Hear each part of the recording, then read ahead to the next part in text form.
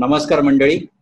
आज आपण तारे स्वरूप आणि गुणधर्म या विषयावर जाणून घेणार आहोत. या 9व्या सत्रामध्ये आतापर्यंत आपण 8 सत्र बघितली आणि आज आपल्या बरोबर असतील डॉक्टर अभय देशपांडे.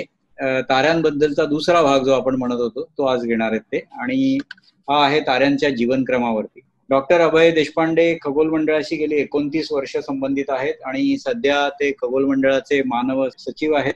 ते भौतिकशास्त्रामध्ये MSc आहेत आणि KEK जपान येथून त्यांनी भौतिकशास्त्रावरील संशोधन केलंय आणि त्यांना त्याची डॉक्टरेट मिळालेली आहे. महाराष्ट्रात आणि महाराष्ट्राबाहेर बरेचदा त्यांनी खगोल मंडळासाठी बरीचशी व्याख्यानं घेतलेली आहेत. वृत्तपत्रीय लिखाण मराठी आणि इंग्रजी वृत्तपत्रांमध्ये पण ते याविषयीचं करत असतात. दूरचित्रवाणीवरती पण तुम्ही त्यांना पाहिलं असेल. बरेचदा एखादी खगोलीय घटना असली की त्या घटनेबद्दलचं जास्त विवरण करण्यासाठी 9:30च्या बातम्या आणि इतर कार्यक्रमांमध्ये पण, इतर वाहिनीवरती पण ते असतात, आपल्याला दिसतात बरेचदा. भारत सरकारच्या समीर या संस्थेमध्ये ते वैज्ञानिक म्हणून कार्यरत आहेत आणि त्या अत्यंत तेजस्वी आणि अत्युत्तम इलेक्ट्रॉन स्रोतांची निर्मिती आणि त्वरण याबद्दलचं त्यांचं संशोधन पण सर्वमान्य झालेलं आहे. तर मी डॉक्टर अभय देशपांडे यांना विनंती करेन की त्यांनी आजच्या व्याख्यानाला सुरुवात करावी. आजचं व्याख्यान असेल ताऱ्यांचा जीवनक्रम याविषयी. ओव्हर टू यू अभय. धन्यवाद महेश. खगोल मंडळातर्फे चालू असलेल्या या अभ्यास वर्गामध्ये मी पुन्हा एकदा आपल्या सर्वांचं स्वागत करतो. गेले अनेक दिवस आपण अनेक प्रकारचे व्याख्यान ऐकत आलेले आहेत. हा जो गट आहे या गटासाठी आता शेवटची काही व्याख्यान आता शिल्लक आहेत. आज मी तुम्हा सर्वांसाठी तारे यांचा जन्म आणि मृत्यू कसा होतो ताऱ्यांचा त्याच्यावरती थोडक्यात बोलणार आहे. उद्या आपल्याला विश्वनिर्मिती शास्त्राबद्दल माहिती घ्यायची आहे आणि परवा आपण दुर्बिणी आणि इतर संसाधनांचा वापर करून आकाश दर्शन कसं करू शकतो हे आपण बघणार आहोत. त्याच्यामुळे असं होत असताना आपला हा जो कोर्स आहे हा बऱ्यापैकी कन्क्लुजनच्या जवळ आता जात चाललेला आहे. मला खात्री आहे की आधीच्या व्याख्यानांबद्दल तुम्हा सर्वांमध्ये उत्सुकता असेल.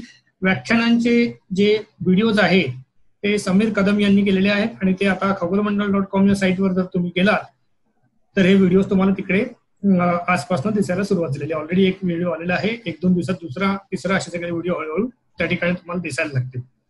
वक्त्यांना आम्ही अशी ऑलरेडी विनंती केलेली आहे की ज्यांना शक्य असेल, ज्यांची इच्छा असेल त्या सर्वांनी त्यांचे टॉक्स शेअर करावे PDF फॉर्मॅटमध्ये, जेणेकरून आपण सर्वजण ते टॉक्स पुन्हा एकदा बघू शकाल, वाचू शकाल आणि काही शंका असतील तर ते तुम्ही त्या वक्त्यांना त्या वेळेला विचारू शकाल.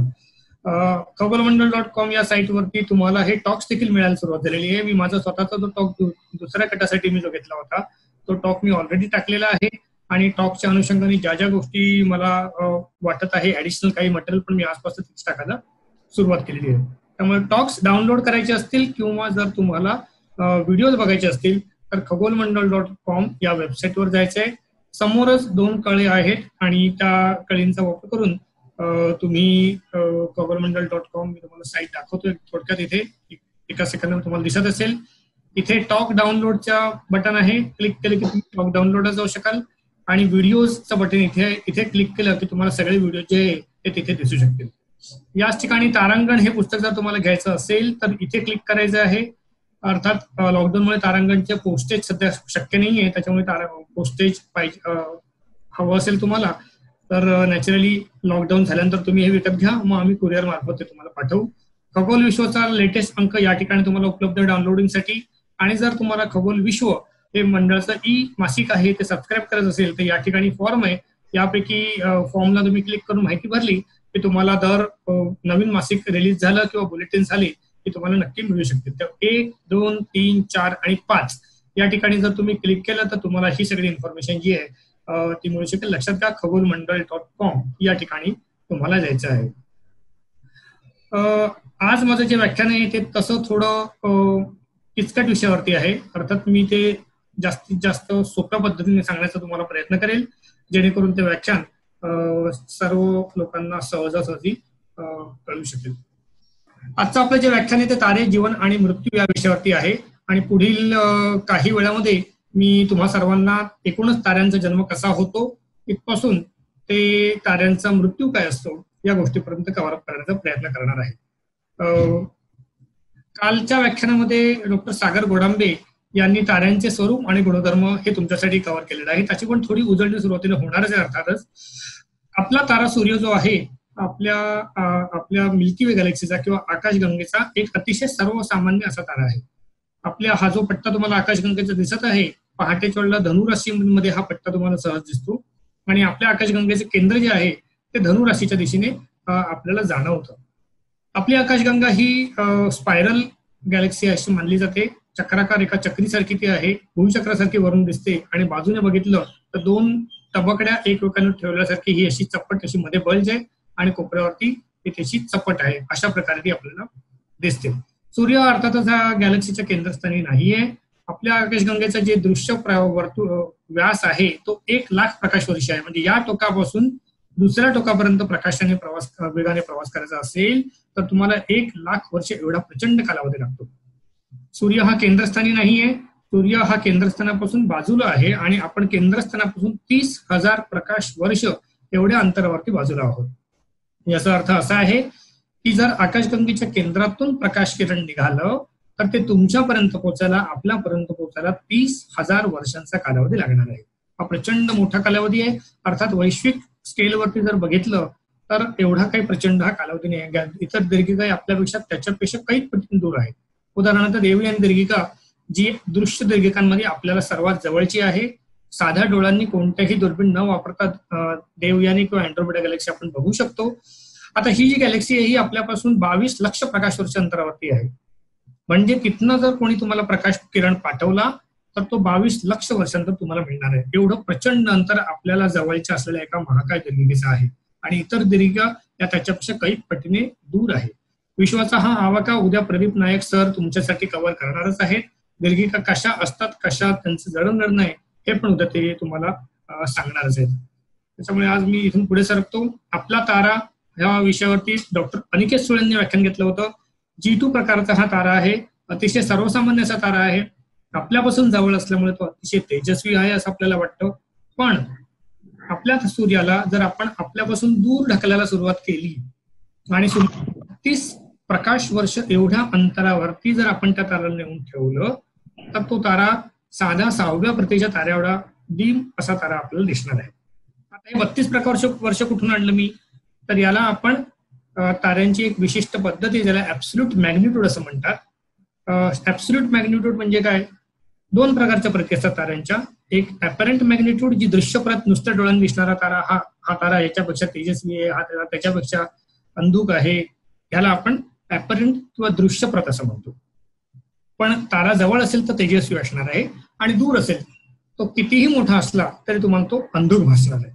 याचा अर्थ तारे हे एकमेकांच्या संदर्भात त्यांची दीप्ती जर आपण बघितली, ल्युमिनोसिटी जर आपण बघितली तर त्याचं कंपॅरिझन आपण नुसत्या ताऱ्यांच्या प्रतीला बघून करू शकत नाही. म्हणून ऍपरंट मॅग्निट्यूड किंवा दृश्यप्रत हा थोडा सोपा जरी असला तरी तेवढा उपयोगाचा विषय नाहीये. मग आपण काय करतो, अशी कल्पना करतो की सगळेच्या सगळे तारे हे आपण एका संदर्भ ठिकाणी एका ठिकाणी उभे केलेले आहेत, एका बाजूला एक असे लावून ठेवलेले आहेत काल्पनिक दृष्टिकोनातून. आणि हे जे अंतर आहे हे 10 पारसेक एवढं अंतर आहे. 1 पारसेक बरोबर 3.26 प्रकाश वर्ष, म्हणून 10 पारसेक म्हणजे 32.6 प्रकाश वर्ष. म्हणजे सूर्याला आपण दूर ढकलत 32 प्रकाश वर्ष दूरवरती नेऊन उभं केलेलं आहे आणि दूरच्या एखाद्या ताऱ्याला खेचत जवळ आणून बाजूला उभं केलेलं आहे, सूर्याच्या बरोबर बाजूला उभं केलेलं आहे. असं केल्यानंतर आपण सांगू शकतो की खरोखर सूर्य तेजस्वी तारा आहे की तो दुसरा तारा तेजस्वी आहे. आता ह्याला आपण ऍब्सोल्यूट मॅग्निट्यूड असं आपण याला म्हणतो. आता सूर्यची ऍब्सोल्यूट मॅग्निट्यूड ही अधिक 5.7 म्हणजे जवळपास अधिक 6 अशी एवढी आहे. याचा अर्थ सूर्य हा अतिशय सुमार असा एक तारा आपण आहे असं म्हणू शकतो. आता सूर्याचं वैशिष्ट्य असं आहे की सूर्य आपला तारा आहे आणि त्याच्याभोवती आपल्याला ज्ञात असलेली जीवसृष्टी आहे ज्याचा आपण एक घटक आहोत. तर तारा म्हणजे काय, तारा म्हणजे प्रचंड प्रमाणात हायड्रोजन असलेला एक गोलक आहे, एक घटक आहे. आणि तारा जगतो म्हणजे काय, जर मी म्हटलं की तारा जगतो आणि तारा मृत्यू देखील पावतो, त्याचा अर्थ काय असतो, तारा जगतो म्हणजे ताऱ्याच्या केंद्रस्थानामध्ये कोणत्या तरी एक प्रक्रिया घडत आहे, ज्या प्रक्रियेमुळे आपल्याला ताऱ्याकडून ऊर्जा मिळत आहे. आता ही ऊर्जेची गरज आपली आहे म्हणून तारा जगतो का, तर मुळीच नाहीये. तारा हा आपल्यासाठी जगत नसतो. सूर्य हा आपल्यासाठी असलेला तारा नाहीये. सूर्य हा आहे म्हणून आपण आहोत. उद्या सूर्याचं ज्यावेळेला त्याचं इंधन संपून जाईल त्यावेळेला सूर्याचा मृत्यू होऊन जाईल. तिथे मनुष्य असो किंवा नसो सूर्याला काही फरक पडणार नाहीये. त्यामुळे तारा हा स्वतःसाठी जगत असतो. आणि जगतो म्हणजे काय, तर ताऱ्याचं सगळे कण जे असतील, हायड्रोजन असो की हिलियम असो की काही पण असो, हे सगळे कण हे ताऱ्याच्या केंद्रस्थानाकडे सतत जात असतात. All the hydrogen and each and every particle that a star has is continuously falling down toward the center of the star. प्रत्येक ताऱ्याच्या बाबतीत हे सत्य आहे. So when the star is born, which I'll show you in the next few slides, it is born in such a way that it is born out of gravity. तारा ज्यावेळेला जन्मतो, मी थोड्याच वेळात तुम्हाला दाखवेल कसं जन्मतो. देन त्यावेळेला गुरुत्वाकर्षणामुळे ताराचा जन्म होतो आणि गुरुत्वाकर्षणामध्ये सगळे कण पदार्थ हे केंद्रस्थानाकडे झेपत असतात. म्हणून ताऱ्याचं सगळं हायड्रोजनचं घटक केंद्रस्थानाकडे झेपत असतं. आता याला थांबवतो कसं काय, ताऱ्याच्या गाभ्यामध्ये जी काही प्रक्रिया घडत असते त्या प्रक्रियेमुळे एक विशिष्ट प्रकारचं बाह्य दिशेने असलेलं रेडिएशन प्रेशर तयार होतं. आणि हे रेडिएशन प्रेशर हे बाहेरच्या दिशेला असतं आणि गुरुत्वाकर्षण हे आतल्या दिशेला असतं. आणि हे ज्यावेळेला एकमेकांना बॅलन्स करतात त्यावेळेला तारा स्थिर स्वरूपात आपल्याला दिसायला लागतो. आता ही जी प्रक्रिया आहे गुरुत्वाकर्षणाचा मुळे होणार पतन, gravitational collapse, the collapse due to gravitation, balanced by the radiation pressure, that is called as life of star. गुरुत्वीय पतनामुळे ताऱ्याचं गाभ्याकडे सतत जाणं आणि त्याला रेडिएशन प्रेशरमुळे आतल्या प्रारणांच्या दाबामुळे त्याला विरोध होणं, ही जी प्रक्रिया आहे त्याला आपण थोडक्यात ताऱ्याचं जगण्याचं कष्ट घेणं म्हणू शकतो आपण. तारा जगतो म्हणजे काय करतो, तर ही प्रक्रिया तो सातत्याने करत असतो.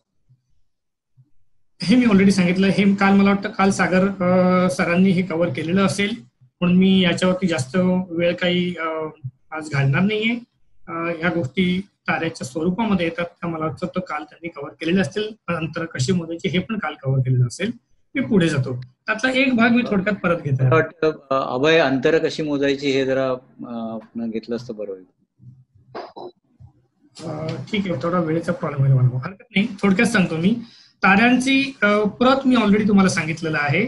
ताऱ्यांची प्रत जी आहे दोन्ही प्रकारच्या प्रती तुम्हाला सांगितलं. ऍपरंट मॅग्निट्यूड म्हणजे दृश्य प्रज्वल असं आपण त्याला म्हणतो ती, आणि ऍब्सोल्यूट मॅग्निट्यूड हे मी तुम्हाला ऑलरेडी सांगितलेली आहे. आता याच्यात मी सांगितलं की अंतर तुम्हाला बदलावे लागतात. ऍब्सोल्यूट मॅग्निट्यूड पाहिजे असेल तर सर्व ताऱ्यांना एका समान अंतरावरती नेऊन ठेवावं लागतं. याचा अर्थ आपल्याला ताऱ्यांचं अंतर किती आहे हे माहिती असलं पाहिजे. ताऱ्याचं अंतर मोजण्याच्या अनेक पद्धती असतात.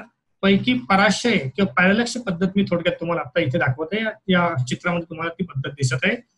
इथे खालच्या बाजूला सूर्य भोवती फिरणारी पृथ्वी तुम्हाला दिसत आहे आणि इथे मध्ये हा गुलाबी रंगाचा एक तारा आहे. हा गुलाबी रंगाने मार्क केलेला एक तारा आहे. आता पृथ्वी ज्या वेळेला पृथ्वीच्या कक्षेमध्ये या ठिकाणी आहे, समजा डाव्या कोपऱ्यामध्ये पृथ्वी आहे, त्यावेळेला दूरच्या ताऱ्यांच्या पार्श्वभूमीवरती आपल्याला हा तारा इथे दिसत आहे. या बॅकग्राऊंड मध्ये हा तारा इथे दिसत आहे. आता 6 महिन्यानंतर पृथ्वी ज्यावेळेला फिरून इकडे आलेली आहे त्यावेळेला हा तारा आपल्याला या बॅकग्राऊंड थोडासा सरकला दिसतो. आता हे एक्झॅजरेटेड डायग्राम आहे. याचं साधं अॅनॉलॉजी द्यायची असेल तर तुम्ही आपला हात जो आहे तो पूर्णपणे स्ट्रेच करा आणि बरोबर असा डोळ्याच्या समोर ठेवा.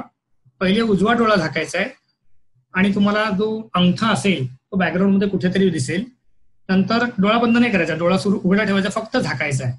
आणि नंतर लगेच तुम्ही त्याच हाताने उजवा डोळा सोडून डावा डोळा झाकायचा आहे. तुम्हाला तो स्थिर असलेला अंगठा हा बॅकग्राऊंडच्या संदर्भात फिरलेला दिसतो, बदललेला, त्याची जागा बदलल्यासारखी वाटते. तर हे जर काही प्रकाराला आपण पॅरलॅक्स म्हणतो किंवा पराशय मराठीमध्ये म्हणतो. आणि हा पराशयाचा कोन जो आहे हा तुम्हाला मिळू शकतो.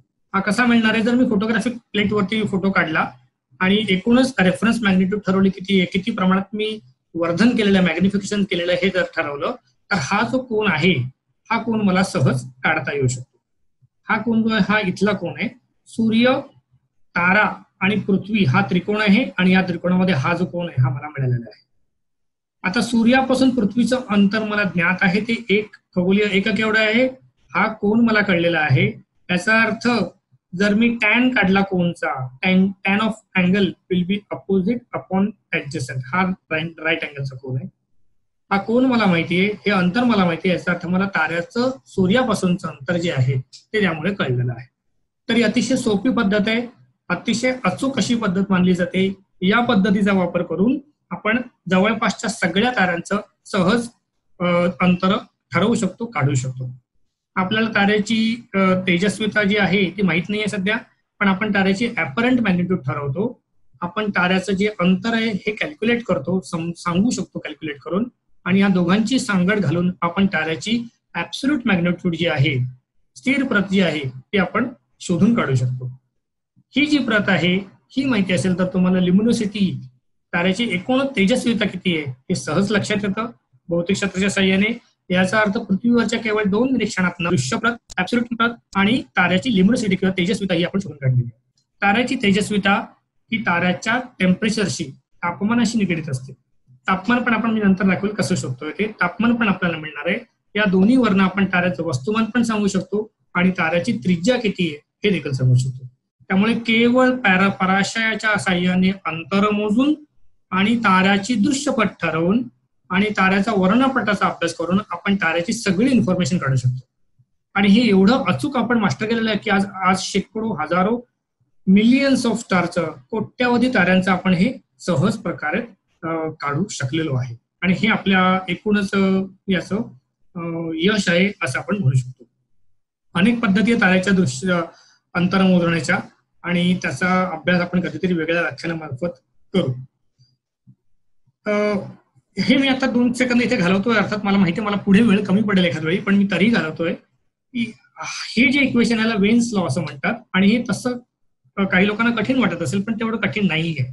ज्यांचा भौतिकशास्त्राचा अभ्यास नाही त्यांच्यासाठी पण एक सगळं सोपं आहे. ताऱ्याचं तापमान गुणिले त्याची मॅक्सिमम असलेली तरंग लांबी हा एक स्थिरांक असतो. एवढं सोपं हे एक फॉर्म्युला किंवा सूत्र आहे. ताऱ्याचं तापमान, आता उदाहरण आपण सूर्याचं घेऊया. सूर्याच्या बाबतीत आपण म्हणतो सूर्याचं तापमान 6000 अंश एवढं आहे. तर कशावरून तेवढं आहे? आपण काय मोजलंय का? ते आपण मोजलेलं नाहीये. आता आपण तिकडे यंत्रसामुग्री पाठवली, आपण आता मोजू शकतो. पण आपण काय करतो, आपण ताऱ्याचा वर्णपट काढतो सूर्याचा, आणि सूर्याचं उत्सर्जन किंवा एमिशन मॅक्सिमम कुठे होते आपण शोधून काढतो. आणि हा लॅम्बडा किंवा ही तरंग लांबी आपल्याला कळली तर तरंग लांबी गुणिले तापमान हा एक स्थिरांक आहे. तरंग लांबी कळली तर तुम्हाला ताऱ्याचं जे तापमान आहे ते सहज कळलेलं आहे. आणि हे जे काही इक्वेशन आहे याला wines displacement law, WIEN, wines displacement law असं म्हणतात. आणि भौतिकशास्त्राच्या 3य वर्षामध्ये त्याचं डेरिव्हेशन आहे. आता इक्वेशन खूप सोपं जरी असलं तरी विद्यार्थ्यांना मी सांगतो जवळपास 6 ते 7 पानाचं अतिशय किचकट असं हे डेरिव्हेशन आहे. अखेर सर्वात महत्वाची गोष्ट ही अतिशय सोपी पद्धत आहे. आणि केवळ ताऱ्याचा तर तुम्ही वेगवेगळ्या तरंग लांबींवरती अभ्यास केला तर तुम्हाला ताऱ्याचं तापमान हे सहज समजून सांगता येतं, काढता येतं. आता आपण असं गृहीत धरूया की आपण अनेक ताऱ्यांचं तापमान जे आहे ते शोधून काढायला सुरुवात करतोय. आता तुम्ही या यापेक्षात बघत आहात की इथे जे डाव्या कोपऱ्याला इथे या साईडला 4000 अँगस्ट्रॉमचे तारे आहेत, त्यांचा वर्णपट इथे मॅक्सिमम आहे आणि ह्या ठिकाणी इथे मॅक्सिमम झालेला आहे. आता आपण काय करतोय हे आपण स्किप करूया आणि मी थोडक्यात हे पण स्किप करतो कारण आता तेवढा वेळ माझ्याकडे नाहीये. मी स्पेक्ट्रल क्लास जे ते सरळ तुम्हाला सांगतो. वर्णपटांच्या आधारे आपण ताऱ्यांचे काही वर्गीकरण केलेलं आहे आणि मला वाटतं कालच्या व्याख्यानामध्ये सागर सरांनी हे कव्हर केलं असेल. कसं आपण केलेलं आहे की आपण ताऱ्यांचं वर्णपटाप्रमाणे वर्गीकरण केलेलं आहे आणि त्या वर्गीकरणाचे classes O, B, A, F, G, K आणि M एवढे क्लासेस आहेत. M जो गट आहे हा लाल रंगाच्या ताऱ्यांचा गट आहे. त्याचं सरफेस टेम्परेचर हे 3500 केल्विन एवढं असतं, 3500 4000 च्या आसपास.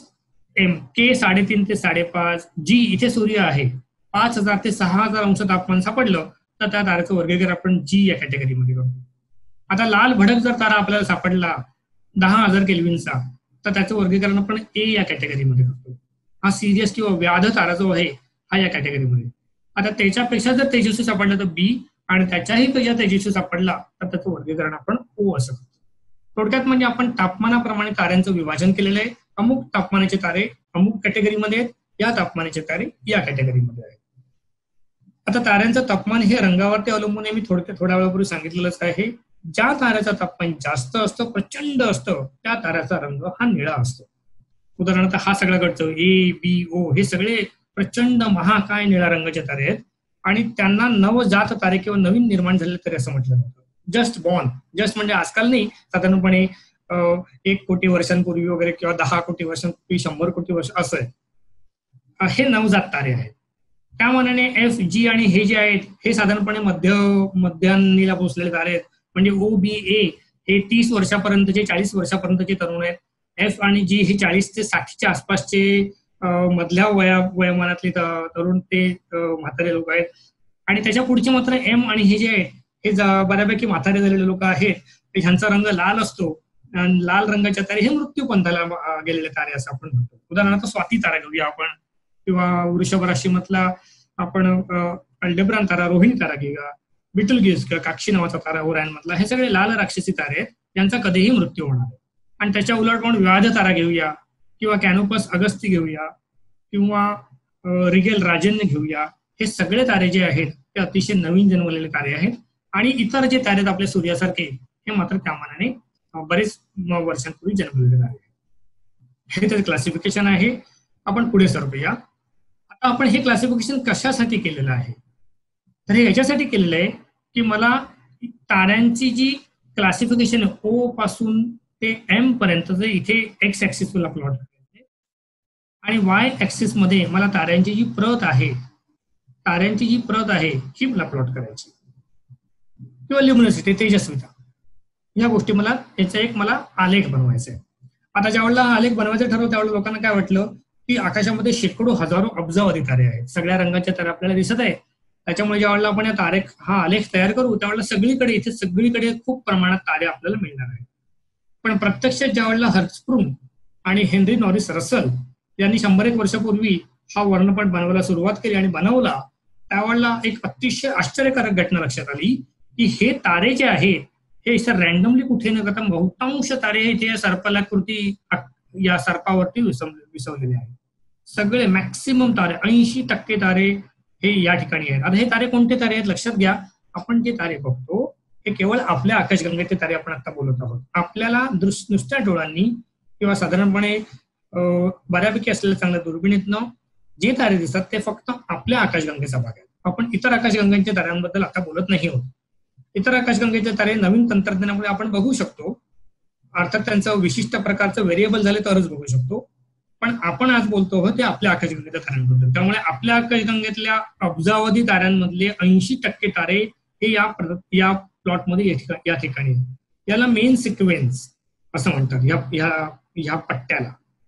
नंतर एक मोठा गट आहे तो या ठिकाणी आहे, आणि नंतर एक गट आहे तो या ठिकाणी आहे. त्यामुळे मुळात 1, 2, इथे 3 आणि 4 अशा 4 गटांमध्ये सगळ्या ताऱ्यांचं वर्गीकरण आपण करू शकलेलो आहे. आणि ही अतिशय आश्चर्याची कशी गोष्ट होती, हे असं का आहे, आणि हा प्रश्न ज्या दिवशी पडला त्याच्यानंतर खऱ्या अर्थाने ताऱ्यांचा जन्म आणि मृत्यू कसा होतो हे लोकांना विचार करायला लोकांनी सुरुवात केली. आणि असा विचार करणारे अनेक लोक होते. आधी लोकांना वाटायचं की तारे हे जे जगतात ते त्यांच्या गुरुत्वाकर्षणामुळे जे काही त्याचं आकुंचन होतं, त्या आकुंचनामुळे जी काही ऊर्जा बाहेर पडते त्या ऊर्जेमुळे तारे जगतात असं लोकांना वाटत होतं. So because of gravitational contraction, some energy is released, and that energy results in the life of star, in the radiation from the star. That was the assumption. But it was proven wrong, because based on that assumption, it was shown that sun will be living only for a few 10,000 years. आता हे assumption चुकीचं सिद्ध केलं गेलं, कारण या assumptionचा वापर करून जर आपण सूर्याचं वयोमान काढलं तर ते अवघं काही 10-50 हजार वर्ष एवढं निवडलं. म्हणजे तारे जगण्यासाठी वेगळी प्रक्रिया वापरत असतील. 1915-16च्या सुमारे ज्या वेळेला रिलेटिव्हिटी बऱ्यापैकी गाजायला लागली, 1905 मध्ये E=mc² हे सूत्र लोकांना माहिती झालं. याचा अर्थ ऊर्जा निर्मिती करायची असेल तर तुम्ही वस्तुमानापासून करू शकता, हे आइन्स्टाईनने सिद्ध केलं. आणि पुढे आर्थर एडिंग्टन याने ताऱ्यांचं जीवन जगण्यासाठी असलेली ऊर्जा ही या रूपांतरणामुळे होते हे देखील सिद्ध केलं. त्याच्यामुळे रिलेटिव्हिटी आली नसती तर कदाचित तारे कसे जन्मतात हे आपल्याला एवढं पटकन सापडलं नसतं. आणि वाईस वर्सा, तारे कसे जन्मतात हे जर आपल्या लोकांनी रिलेटिव्हिटी शिवाय सांगितलं असतं तर यथावकाश रिलेटिव्हिटीचे सिद्धांत हा लवकरात लवकर नक्कीच आला असता.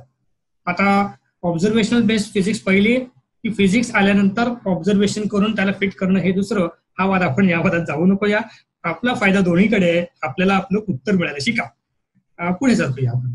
हा मी मगाशी दाखवलेला उल्लेख केलेला तारकासमूह. आणि ह्या ठिकाणी 3 गोष्टी मी तुम्हाला दाखवते. या ठिकाणी हा लाल भडक असलेला काक्षी किंवा बिटुल्किस तारा दाखवत आहे. सध्या एवढं सुंदर दिसत नाही, हा सध्या सडनली डीम झालेला आहे, त्यामुळे त्याचा सुपरनोवा होईल की काय असं लोकांना वाटत आहे.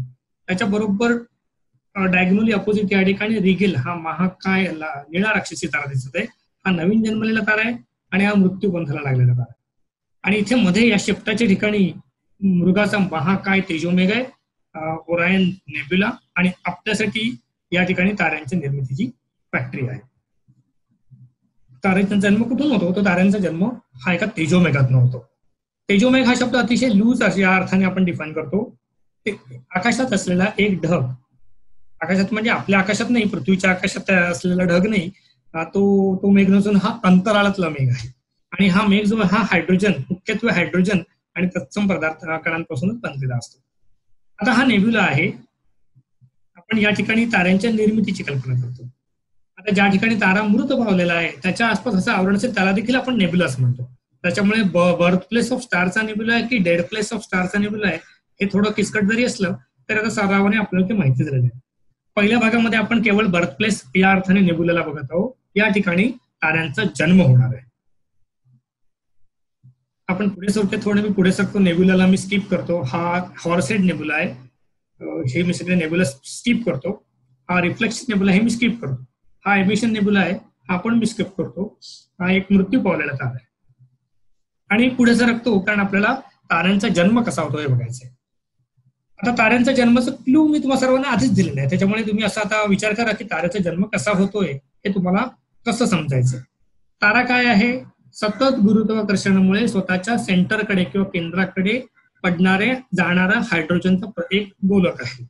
A sphere of hydrogen, a ball of hydrogen in which hydrogen is continuously going toward the center. That is a star. Now that is a perpetual motion for the star. So which is the true motion? Only motion in the star, the only true motion in the star is gravitational collapse. That is its original inherent motion. ताऱ्याची मुख्य गती कोणती आहे? तर ताऱ्याची मुख्य गती ही त्याच्या कणांचा गुरुत्वाकर्षणामुळे केंद्राकडे सतत जाणं ही ताऱ्याची मूलभूत गती आहे.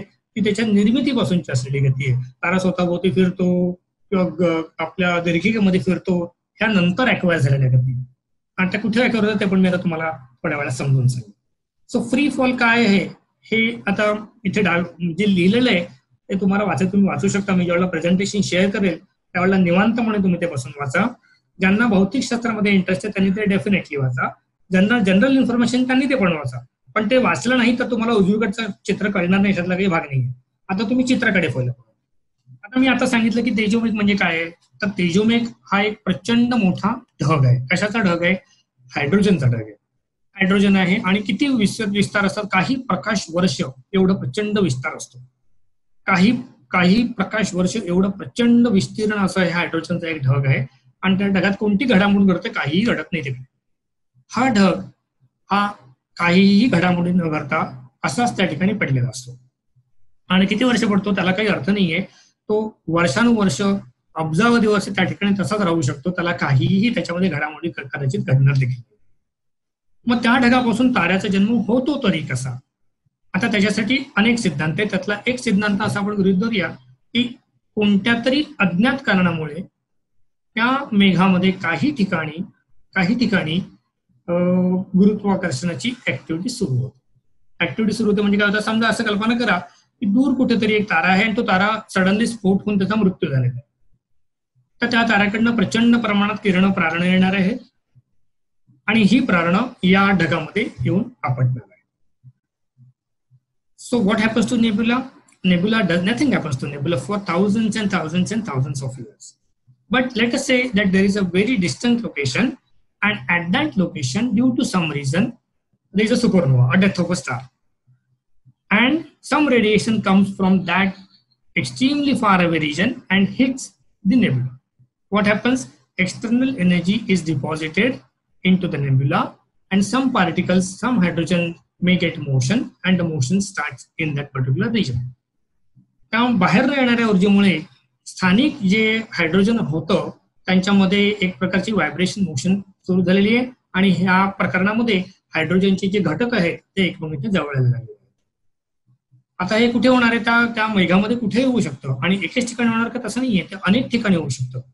बरं असं पण नाहीये की हा जो आपला ढग आहे तो आपल्या घरी जसं दूध वगैरे असतं तसा समप्रमाणात त्याची डेन्सिटी नसते. हा साधारणपणे आपण ज्या वेळेला लाडू करतो त्यावेळेला लाडवाचे जसे इतर विखुरलेले भाग असतात तसा तो विखुरलेला असतो. कुठेतरी डेन्सिटी जास्त आहे, कुठेतरी कमी आहे, आणि त्यामुळे जिथे डेन्सिटी जास्त असेल तिकडे प्रक्रिया लवकर सुरू होणार आहे, जिथे डेन्सिटी कमी आहे तिकडे एखाद्या वेळी प्रक्रिया सुरूच होणार नाही. आता ही प्रक्रिया म्हणजे काय, तर या प्रक्रियेमध्ये असं होत आहे की या ठिकाणी दाखवल्याप्रमाणे हे आसपासचे जे काही घटक आहेत ते एकमेकांच्या जवळ यायला लागलेले आहेत आणि जवळ यायला लागल्यामुळे ते घटक हे एकमेकांना येऊन चिकटायला लागले, हे गुरुत्वाकर्षण एकमेकांच्या जवळ यायला लागले, अशा प्रकारे जवळ आलेले आहेत. त्यामुळे काय झालेलं आहे, त्यामुळे त्या ठिकाणचं जे गुरुत्वाकर्षण आहे ते वाढलेलं आहे. लक्षात घ्या, गुरुत्वाकर्षण जे आहे ते दोन वस्तूंच्या वस्तुमानावरती अवलंबून होतं. वस्तुमानाचा गुणाकार भागिले अंतराचा वर्ग. Gravitation force depends on product of mass divided by square of the distance. आता डिस्टन्स खूप कमी झालेलं आहे आणि मास हे वाढत चाललेलं आहे. Because the mass is increasing and the distance is reducing, therefore the gravitation of that region is increasing. त्यामुळे या ठिकाणी काय होत आहे, या ठिकाणी गुरुत्वाकर्षण जे आहे ते वाढत चाललेलं आहे. What is the property of gravity? If the gravity increases, it attracts more mass. So गुरुत्वाकर्षण वाढलेलं आहे, त्याच्यामुळे आसपासचे जे काही घटक असतील त्याला देखील त्यांनी एकत्रित खेचायला सुरुवात केली आहे. आता ही प्रक्रिया जी आहे ही चेन रिएक्शन एक प्रकारची.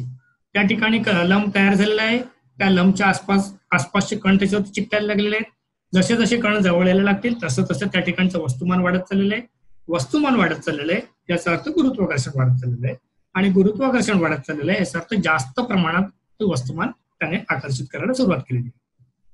I repeat, because there is a gravity at the location, gravity attracts the mass, some mass comes and deposits itself on the lump, the mass of the lump increases, therefore the gravity of the lump increases.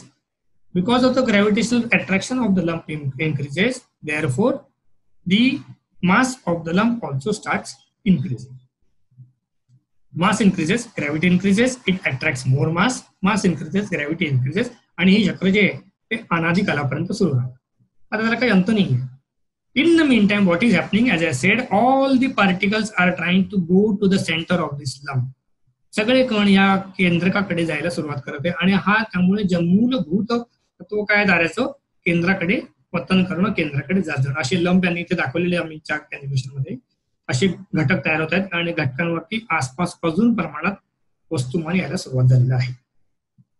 आता हे जे काही छोटे छोटे असे घटक तयार झालेले आहेत याला मराठीमध्ये प्रोतारा किंवा प्रोटोस्टार असं म्हणतात. प्रोटोस्टार म्हणजे काय, त्या ठिकाणी एखाद्या ताऱ्याचा जन्म होण्याला सुरुवात झालेली आहे.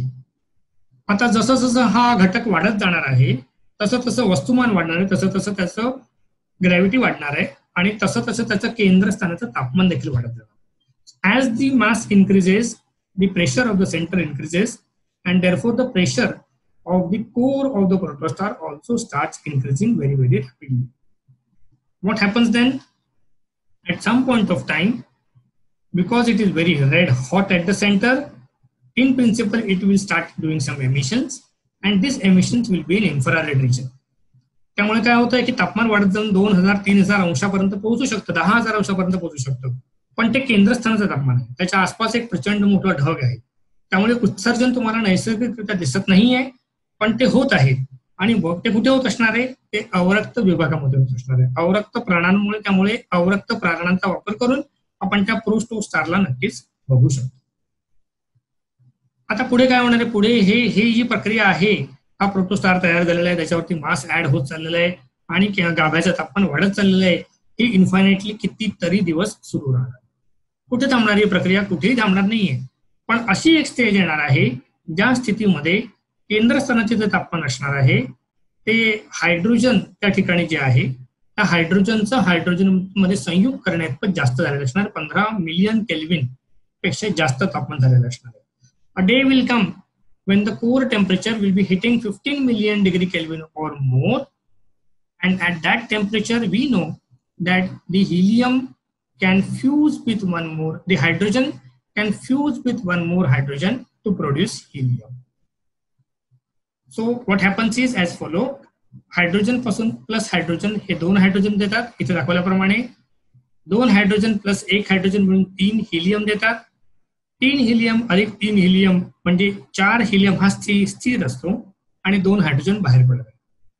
या स्टेजमध्ये इथे ऊर्जा बाहेर पडत आहे आणि ही जी ऊर्जा आहे, ही ऊर्जा ही आपल्याला मिळू शकणार नाही. इथे न्यूट्रिनो पण बाहेर पडला. लक्षात घ्या, हा म्यू जो आहे तो न्यूट्रिनोचा म्यू आहे.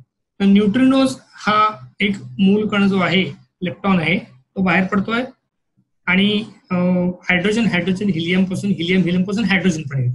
त्यामुळे 1, 2, 3 आणि 4 हायड्रोजनचा वापर जरी झाला असला तरी प्रत्यक्षात 1 हिलियम आणि हे 2 हायड्रोजन आणि सुटलेली ही ऊर्जा ही आपल्याला मिळणार आहे. आता ही ऊर्जा आपण किती आहे कशी शोधून काढणार आहोत? तर त्यासाठी मी मगाशी सांगितल्याप्रमाणे आपण आइन्स्टाईनचं सूत्राचा वापर करतो आहे. We can use E = mc². We know the mass and therefore we can find out the mass effect and therefore we can find out the energy that is released during such a reaction. So this is nothing but a hydrogen bomb. And what does the fusion bomb does? It fuses the hydrogen to convert into helium and releases the radiation. What does this radiation do? This radiation creates an outward going radiation pressure. So radiation pressure is going outward and gravity is going downward, so they match each other. Now if they match each other, then and then the star will be stable. गुरुत्वाकर्षणाच्या मुळे तारा हा केंद्रस्थानाकडे जात आहे आणि केंद्रस्थानाकडे येणाऱ्या प्राणांमुळे तारा हा radiation pressure बाहेरच्या दिशेला चाललेला आहे. ज्या वेळेला हे 2 बल एकमेकांना बॅलन्स करतील त्यावेळेला तारा हा पूर्णपणे स्थिर तारा आहे असं आपण म्हणू शकतो. अर्थात त्यावेळेला ताऱ्यातनं काय बाहेर पडते? त्यावेळेला ताऱ्यातनं ऊर्जा बाहेर पडते. Gamma is radiation. ही ऊर्जा आपल्याला मिळू शकते. आता ही जी प्रक्रिया आहे ही साधारण सूर्य आणि थोड्या आसपासच्या ताऱ्यांसाठी योग्य आहे. त्याच्यापेक्षा मोठ्या ताऱ्यांसाठी अजून किचकट एक प्रक्रिया आहे, ही पण आपल्याला दिसू शकते आणि याला कार्बन नायट्रोजन ऑक्सिजन सायकल असं म्हणतात. ज्यावेळेला गाभ्याचं तापमान 20 मिलियन पेक्षा जास्त जातं 15च्या ऐवजी, त्यावेळेला गाभ्यामध्ये कार्बन नायट्रोजन ऑक्सिजन सायकल देखील सुरू होऊ शकते. त्याला न्यूक्लियोसिंथेसिस असं देखील म्हटलं जातं. आपण त्याकडे आज जास्त बघणार नाही. आता हे समजा ताऱ्याचं वस्तुमान, प्रोटोस्टारचं वस्तुमान वाढत वाढत गेलं, पण समजा त्याचं गाभ्याचं तापमान हे न्यूक्लिअर फ्युजन सुरू करणं एवढं नसेल तर काय होणार आहे? तर असा तारा, हा तारा बनण्यासाठी असमर्थ झालेला किंवा नापास झालेला तारा, त्याला फेल्ड स्टार असं म्हणतात.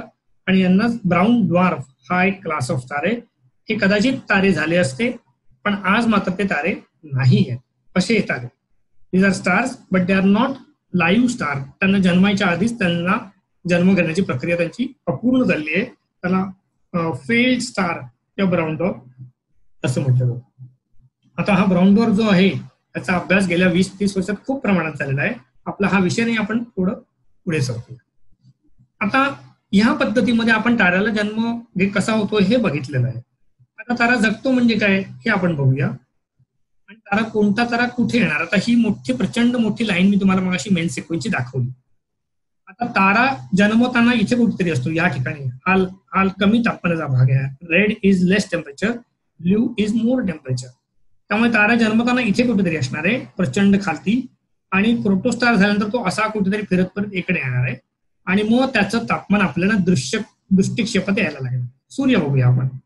सूर्य इथे दिसायला लागेल, प्रोटोस्टार म्हणून या स्टेजला दिसायला लागेल आणि मग तो त्याचे तापमान बदलत बदलत, त्याचं आकारमान बदलत बदलत फायनली तो ज्या दिवशी त्याच्यामधनं हायड्रोजनचं फ्युजन होऊन हिलियम मध्ये रूपांतर सुरुवात होईल त्या दिवशी तो तारा या मेन सिक्वेन्सवरती येऊन बसणार आहे. त्या दिवशी ताऱ्याचा जन्म झाला, T = 0 for the life of star असं आपण म्हणू शकतो. त्यामुळे ही pre main sequence is birth stages of star. आणि ज्या दिवशी तो इथे येऊन बसला त्या दिवशी तो इथे आलेला आहे आणि तो तारा मेन सिक्वेन्सवरती अरायव्हल ऑन मेन सिक्वेन्स. आता अशी कल्पना करा की 5 अब्ज वर्षांपूर्वी सूर्य हा मेन सिक्वेन्सवरती येऊन बसलेला आहे. सूर्याचं एकूण आयुष्यमान 10 अब्ज वर्ष आहे आणि 5 अब्ज वर्ष झालेले आहेत, त्याचा 50शी आलेली आहे. त्याच्या आधी किती वर्ष तो जगत होता? त्याचा जन्म होण्यासाठी किती वर्ष लागले? तर 5 अब्ज वर्षांच्या आधी 5 अब्ज वर्षांच्या आधी जवळपास 50-60 लाख वर्षांपेक्षा जास्तचा कालावधी एखाद्या लागू शकतो या प्रक्रियेला. टेक्स मिलियन्स ऑफ इयर्स, अब्जावधी वर्ष लागतात या ठिकाणी यायला, आणि मग तो तारा जो आहे तो या ठिकाणी येतो. आता हा जो भाग आहे फिजिक्सने पूर्ण भरलेला आहे. आता तारा ज्यावेळेला मेन सिक्वेन्स वरती आला, आता पुढे काय, सूर्य 5 अब्ज वर्षांपूर्वी मेन सिक्वेन्स वरती आला आणि अजून पुढचे 5 अब्ज वर्ष असणार आहे. तर तारा मेन सिक्वेन्स वरती आल्यावरती त्याच्यातला चार्म जो आहे तो पूर्णपणे संपून जातो, नाही संपून जातो. अभ्यासकाच्या दृष्टीने त्याला काही अर्थ राहत नाही. आणि मग ते काय करतात, काही करत नाही, नुसतं त्याची वाट बघतात, कधी मरणार आहे, कधी मरणार आहे, कधी मरणार आहे. एकदा तो त्या मेन सिक्वेन्स वरती आला की तो कधी लाल होतो याच्याकडे लक्ष ठेवण्याच्या पलीकडे आपल्याकडे काही शिल्लक नाही. आणि तो लाल होतोच होतो, आणि त्याचा मृत्यू पंथाला जाताना तो लाल नक्कीच होतो. आता थोडा मॅसिव्ह तारा बघूया आपण, सूर्यापेक्षा 5 पट वस्तुमान असलेला तारा. आता हा जो तारा आहे हा जन्मताना त्याच्यामध्ये प्रचंड प्रमाणात वस्तुमान आहे सूर्यासापेक्ष. कदाचित त्याचा नेब्युला मोठा असेल आणि त्याच्यामुळे तो तयार होताना खूप मोठ्या प्रमाणात तयार झाला. कदाचित 2-3 तारे जवळ तयार झाले आणि मग त्यांचं एकत्रीकरण झालं, काही पण झालं असेल, तरी तो बऱ्यापैकी फ्लॅट राहिलेला आहे. आणि तो मेन सिक्वेन्स वरती आला त्यावेळेला तो अतिशय उंचावरती आलेला आहे. उंचावरती आलेला आहे याचा अर्थ त्याची जी प्रत आहे ती खूप जास्त आहे आणि तो अतिशय तेजस्वी आहे, त्याचं तापमान अतिशय जास्त आहे. हा इथे येतो, हा इथे. आणि ह्याचा जो कालावधी असतो हा सूर्यापेक्षा खूपच कमी असतो. हा अवघ्या 10 लाख वर्ष तिकडे येऊ शकतो. आणि याच्यापेक्षा मोठा असेल तर तो त्याच्याही पेक्षा लवकर जन्म घेऊ शकतो. त्यामुळे ताऱ्याचं वस्तुमान जेवढं जास्त असेल तेवढा त्याला ताऱ्यापासून मेन सिक्वेन्स वरती यायला लागणारा वेळ हा कमी असतो, तेवढा तो पटकन येतो.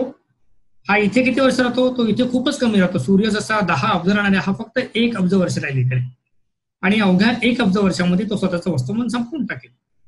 कारण काय त्याचं कारण असं आहे की जास्त वस्तुमानाला बॅलन्स करण्यासाठी त्याचं गुरुत्वाकर्षण जास्त आहे. त्यामुळे गुरुत्वाकर्षणाच्या पतनाला बॅलन्स करण्यासाठी त्याला खूप जास्त प्रमाणात ऊर्जा निर्माण करावी लागणार, आणि ती ऊर्जा निर्माण केल्यामुळे त्याचं हायड्रोजन लवकर संपून जाणार आहे, आणि म्हणून त्याचं जे जीवनमान आहे ते देखील कमी असणार.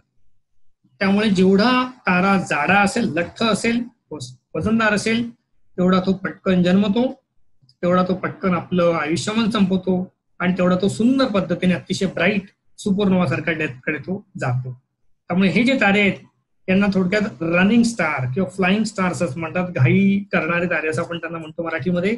अतिशय घाई लागलेली त्यांना जन्म घेण्याची घाई असते, त्यांना पटकन रेसिंग करायसाठी प्रचंड वेगाने पळायची घाई असते, लवकर आपलं आयुष्य संपायची घाई असते, आणि मरताना मात्र प्रचंड मोठा सुपरनोवा करून स्पेक्टॅक्युलर डेथ करण्याची घाई असते. हे सगळे साधारणपणे घाईचे लोक आहेत, त्यांना सगळ्या गोष्टीची घाई लागलेली असते. आणि सूर्यासारखे तारे मात्र त्यामध्ये संथ तारे आहेत, आरामात निवांतपणे ते जन्म घेतात. अब्जावधी वर्ष ते या मेन सिक्वेन्सवरती काही न करता नुसतेच बसून राहतात, आणि मृत्यू पंथाला लागल्यानंतर अनेक वर्ष घेतात, भरपूर वर्ष ते राहतात, आणि जात नाही असे हे तारे आहेत. आणि हे तारे इथे अनेक वर्ष पडलेले असतात. आता याच्यातले दोन्ही प्रकारचे तारे महत्वाचे आहेत. घाईला आलेल्या ताऱ्यांचा आपल्याला काही उपयोग नाही, कारण हे पटकन जन्मतात आणि पटकन मरून जातात. त्याच्याकडनं आपल्याला ताऱ्याचं खूप इन्फॉर्मेशन एका लिमिटच्या पलीकडे मिळणार नाहीये. पण हे खालचे जे तारे खूप जुने आहेत, हे विश्व जन्माच्या नंतर काही एका विशिष्ट टप्प्यानंतर लवकर जन्मलेले तारे आहेत, आणि ते त्यावेळेला विश्व कसं होतं त्याचे आपल्याला कदाचित सिम्पटम्स दाखवू शकतात, म्हणून त्यांचा अभ्यास हा अतिशय महत्वाचा मानला जातो. हा मेन सिक्वेन्सचा मी आता जे काही मिनिटापूर्वी सांगितलंय हे तुम्हाला इथे पुन्हा दाखवतोय. सूर्य 10 अब्ज वर्ष आणि वरचा तारा 5 मिलियन 30 वस्तुमानाचा तारा असेल तो 50 लाख वर्ष किंवा 1 अब्ज वर्ष जास्तीत जास्त. हा मूलभूत फरक या दोन प्रकारच्या ताऱ्यांमधला आहे. आता तारा जन्मतो हे काय आपल्याला कळलेलं आहे. जगतो म्हणजे काय करतोय मी आता सांगितलं. काय करतो तो हायड्रोजनचं हिलियममध्ये रूपांतर करतोय, आणि तो तारा आपल्याला जीवित तारा आहे असं आपण त्याला म्हणू शकतो. मग तारा मरतो हे म्हणजे काय असतं आपण थोडक्यात थोड्या वेळाने त्याकडे पुढे येऊया. हा टेबल मी इथे टाकून ठेवलेला आहे, मी प्रेझेंटेशन शेअर करेल. प्रेझेंटेशन मध्ये तुम्ही बघून घ्याल. एक वस्तुमानाचा तारा जी हा सूर्य तारा आहे, आपला सूर्य आहे, आणि तो 8 ते 10 अब्ज वर्ष राहणार आहे. त्याच्या उलट हा वरच्या साईडला आपण गेलो A0 सिरियस सारखा तारा 440 दशलक्ष वर्ष हा तिथे राहणार आहे. आपण पुढे सरकूया. आता मेन सिक्वेन्स वरनं ताऱ्याला आपल्याला जायचं असेल तर नेमकं काय, म्हणजे तारा मृत्यू पंथाला लागतो म्हणजे काय होतं हे आता आपल्याला एका क्षणात बघायचं आहे. पुढचे काही मिनिटं मी ताऱ्याचा मृत्यू पंथाचा आलेख दाखवतो. मला कल्पना मी खूप वेळ घेतलेला आहे आतापर्यंत, पण मी थोडं आता पुढे लवकर जातो. एखाद्या ताऱ्याचं ज्यावेळेला इंधन संपायला लागतं त्यावेळेला तो तारा मृत्यू पंथाला गेला आहे असं आपण म्हणतो. हे ते इक्विलिब्रियम मी पुन्हा पुन्हा सांगतो, ग्रॅव्हिटी वर्सेस प्रेशरचं बॅलन्सिंग या ठिकाणी झालेलं आहे. हा तारा स्थिर तारा आहे असं आपण म्हणूया. आता ज्या वेळेला ताऱ्याचं गाभ्याच्या जवळचं हायड्रोजन संपायला लागेल त्यावेळेला त्या ठिकाणी समजा संपूर्णपणे संपून गेलं तर त्या ठिकाणी त्या आसपासच्या भागाला गुरुत्वाकर्षणाच्या पतनापासून थांबवणारी कोणतीही प्रक्रिया अस्तित्वात नसणार आहे. याचा अर्थ त्या ठिकाणचं जे काही वस्तुमान आहे ते केंद्रस्थानाकडे पुन्हा त्याचं पतन सुरू होणार आहे. So if the central core burning mechanism of a star stops, late us say hydrogen is totally depleted, then what is going to happen? There is no radiation pressure at near the core region. So the particle materials in the core, that is helium mostly now, will start falling toward the center. This is going to happen immediately. Moment the hydrogen is depleted, helium will start falling toward the center of the core. ज्या क्षणी hydrogen संपणार आहे त्या क्षणी तिकडे उपलब्ध असलेल्या गाभ्यातलं जेवढे हिलियम असेल ते त्याच्या केंद्रस्थानाकडे जायला सुरुवात होणार.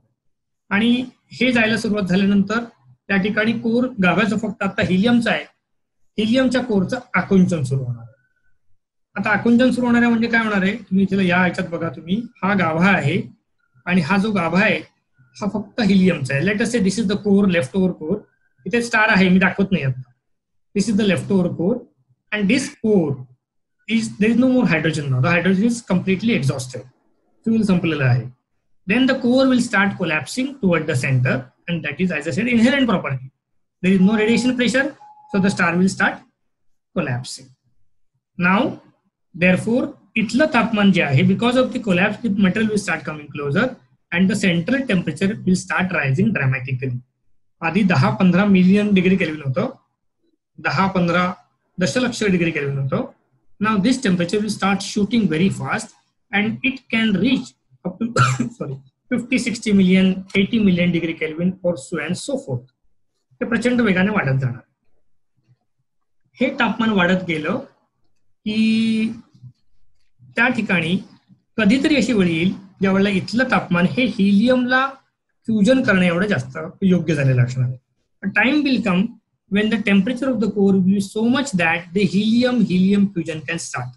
So hydrogen plus hydrogen was converted to helium. Then helium plus helium can convert to the next element. So that procedure is going to happen. This is the fusion reactor and it is not going to stop. It will continue for the next level till a stable environment is reached. So now या ठिकाणी गाभ्यामधलं हिलियमचं आकुंचन सुरू झालेलं आहे, गाभ्याचं आकुंचन सुरू झालेलं आहे आणि हिलियमचं ज्वलन सुरू झालेलं आहे. याचा अर्थ helium is the new fuel and helium fusion will cause burning of the fuel will cause radiation pressure and this radiation pressure will bring the stability. In the meantime, the regions around the core are already depleted, are already decreased in size, contracted, and now suddenly there is a radiation pressure. So this radiation pressure will push the envelope further away.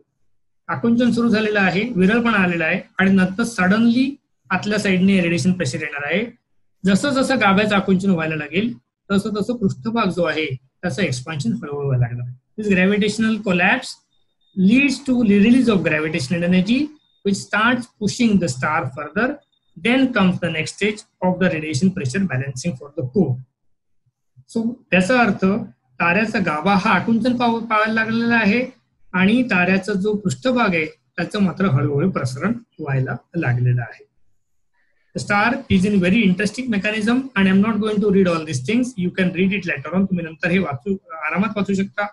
ताऱ्याचं गाभ्याचं आकुंचन झालेलं आहे, हिलियमचं ज्वलन सुरू झालेलं आहे आणि हिलियमच्या ज्वलनामुळे पुन्हा एकदा इंधन मिळालेलं आहे, पण ते क्षणिक असणार आहे.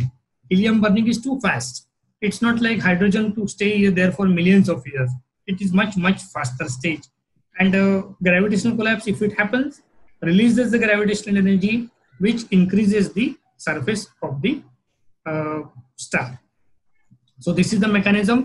The contracting core ही तुम्हाला या चित्रामध्ये दाखवलेली आहे शेलमध्ये हायड्रोजनचं बर्निंग सुरू आहे, सेंटरला हिलियमचं बर्निंग सुरू आहे आणि कन्व्हेक्टिव्ह एन्व्हलपमुळे तुम्हाला गाभा जो आहे तो हळूहळू प्रसरण पावताना दिसत आहे. त्रिज्या असलेला तारा हा कदाचित 50 त्रिज्येपर्यंत किंवा असा प्रचंड वेगाने त्याचं प्रसरण व्हायला लागतं. So what happen because of this expansion? या प्रसरणामुळे तापमान, सरफेस एरिया वाढलेला आहे. Because of increase in the radius, the total surface area which goes as 4 pi r square has increased dramatically. Therefore, although the temperature is very large, the mechanism of heating is very large, the surface temperature of the star drops down drastically. Because the radius has increased, the surface area is huge. Surface area is huge, so the temperature appears to be much lesser. But total luminosity is large because total luminosity depends on r square p raised to 4. So luminosity is very large. तेजस्विता अतिशय जास्त आहे, तारा खूप मोठ्या size मध्ये आहे, त्रिज्या मोठी आहे, तापमान बारगे चांगलं आहे. तेजस्विता डिपेंड कशावर करते? त्रिज्येचा वर्ग आर स्क्वेअर आणि temperature T raise to 4, that is Stefan Boltzmann law. Luminosity is equal to some constant R square T raise to 4. मी काय ते आता कव्हर करत नाही.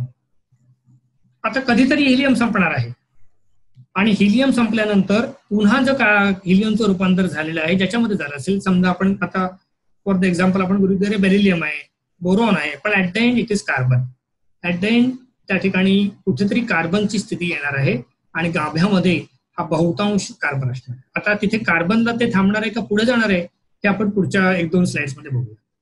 गाभा आकुंचन पावतोय आणि गाभ्याच्या केंद्रस्थानामधलं हिलियमचं ज्वलन झालेलं आहे आणि हिलियमचं रूपांतर कार्बन मध्ये झालेलं आहे.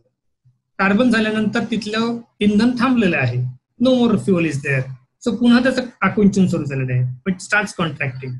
Moment it starts contracting, gravitational energy is released, the surface goes further away. गाभ्यामधलं हायड्रोजन संपून हिलियम आलं, आकुंचन सुरू झालं. आकुंचनाच्या वेळेला ग्रॅव्हिटेशनल एनर्जी बाहेर गेली, त्रिज्या वाढली. नेक्स्ट हिलियम बर्निंग सुरू झालं, ताऱ्यामधनं तेजस्विता दिसायला लागली. पुन्हा एकदा हिलियम फ्लॅश दिसला. पुढे हिलियम संपलं. हिलियम संपलं, परत इंधन नाहीये, परत गाभ्याचं आकुंचन सुरू झालेलं आहे. आकुंचन सुरू झालेलं आहे, ग्रॅव्हिटेशनल एनर्जी रिलीज झालेली आहे.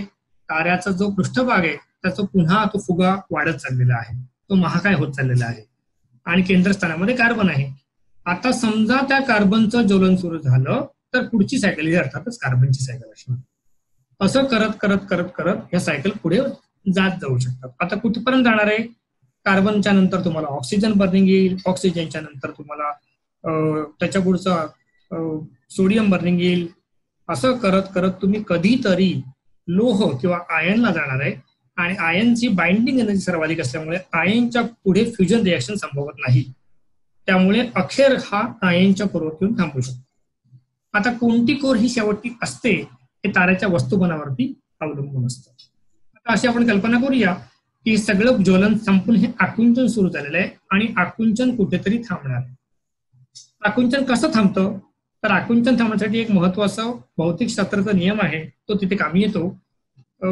आकुंचन कशामुळे थांबणार आहे? तर आकुंचन एका विशिष्ट प्रकारच्या प्रेशरमुळे थांबणार आहे. त्याला डिजनरेसिव्ह प्रेशर असं म्हणतात. आपण ते काय डिटेलमध्ये बघणार नाही आहोत, मी ते स्किप करणार आहे, खूप किचकट होऊ नये म्हणून सोपं करून सांगतो. आता तुम्ही कल्पना करा की 2 मॅग्नेट तुमच्याकडे, 2 चुंबक तुम्ही घेतलेले आहेत आणि त्यांचे उत्तर ध्रुव एकमेकांकडे तुम्ही पॉइंट केलेले आहे. चुंबकाचे उत्तर ध्रुव एकमेकांना रिपेल करणार आहेत, ते दूर ढकलायचा प्रयत्न करणार. So north pole of magnets will try to repel each other. But what I am doing is I am using some force to bring them together. मी त्यांना अतिशय वेगाने ढकलत जवळ आणण्याचा प्रयत्न करतो. Can they withstand? Of course they can withstand. If the force of bringing them together is sufficiently large, then you can literally force these two north pole to each other. But moment the force goes off, the north poles will repel each other. Okay, याचा अर्थ ताऱ्याचं गुरुत्वाकर्षण विशिष्ट पद्धतीने जर असेल, खूप जास्त नसेल तर कुठे ना कुठे हे पोल एकत्र येण्याच्या आधी थांबणार आहे. त्याच्यापेक्षा जास्त गुरुत्वाकर्षण असेल तर हे पोल एकमेकांना ढकलून आरपार तोडू शकतात.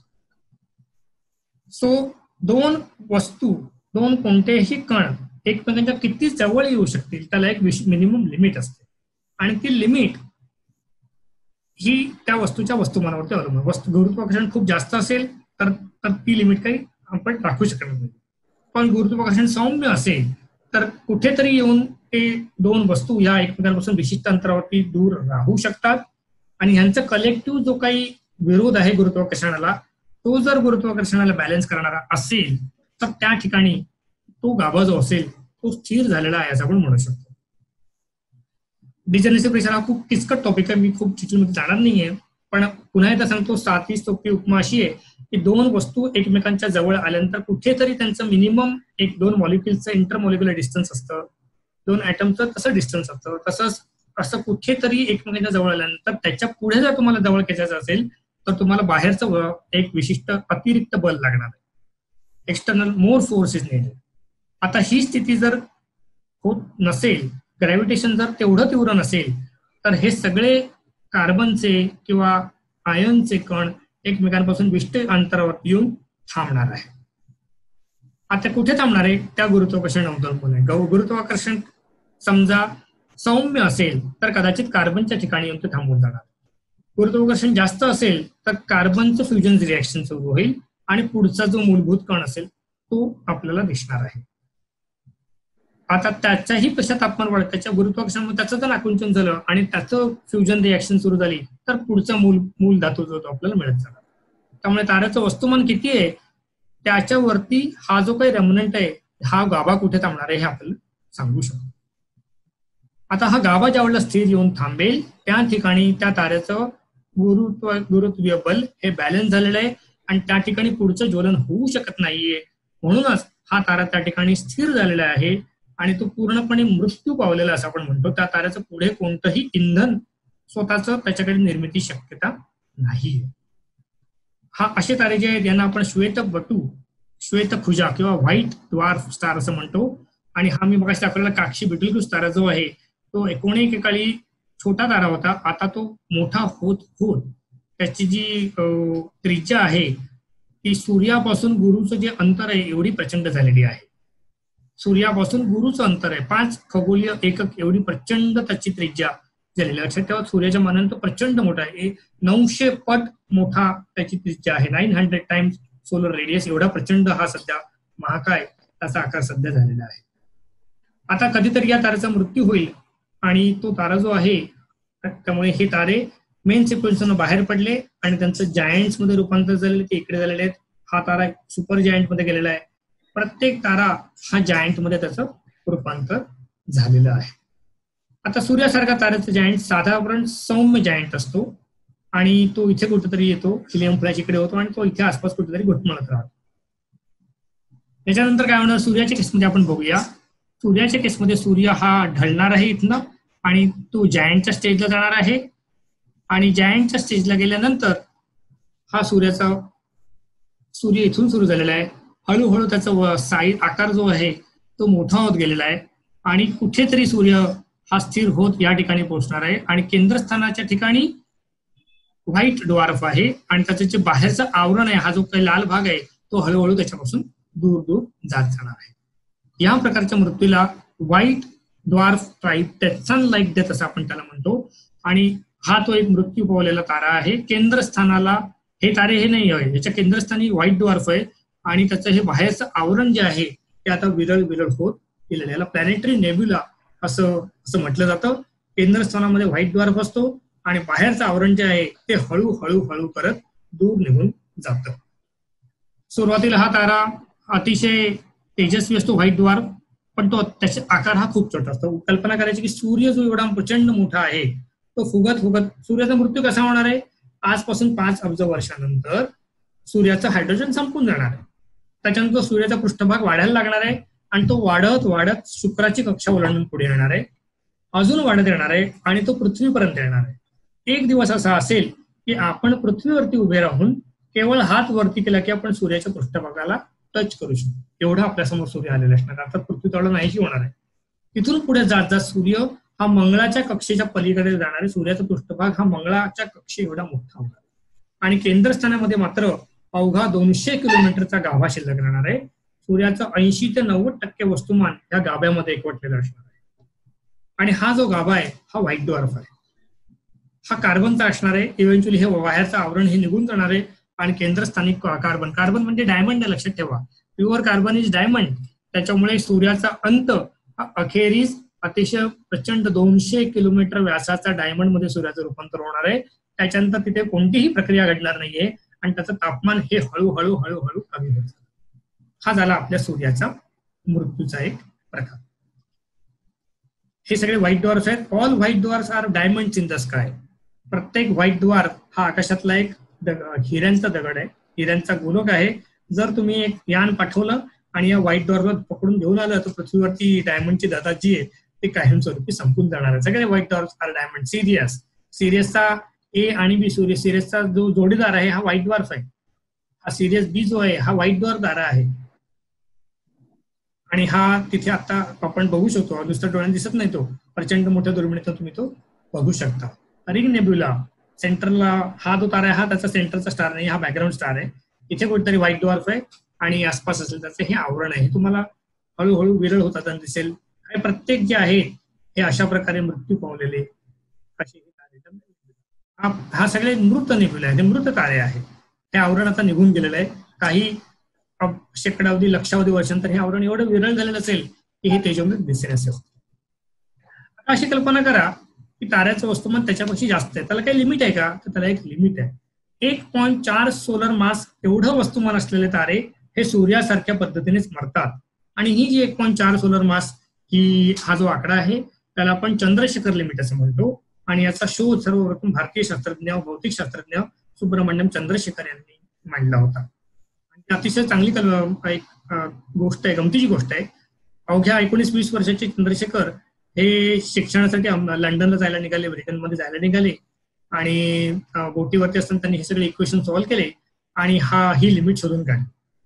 प्रत्यक्ष तिकडे गेल्यानंतर त्यांनी ही सगळी समीकरणं लोकांसमोर मांडली आणि त्यांची थट्टा केली गेली. त्यांना लोकांनी थट्टा केली. विशेष करून आर्थर एडिंग्टन ज्यांचा मगाशी मी उल्लेख केला, त्यांनी असं सांगितलं की अशक्य आहे की काहीतरी फॅन्टॅस्टिक कोणतरी मुलगा येतोय आणि काहीतरी असे फॅन्टॅस्टिक विधानं करतोय, हे काही शक्य नाहीये. त्यामुळे ते रिजेक्ट केलं गेलं आणि ते एवढे व्यथित झाले की त्यांनी युके सोडलं, ग्रेट ब्रिटन सोडलं आणि अमेरिकेला चालले गेले. अमेरिकेला गेल्यानंतर कालांतराने त्यांनी अनेक प्रकारचे शोध लावले भौतिक शास्त्राच्या आधारे.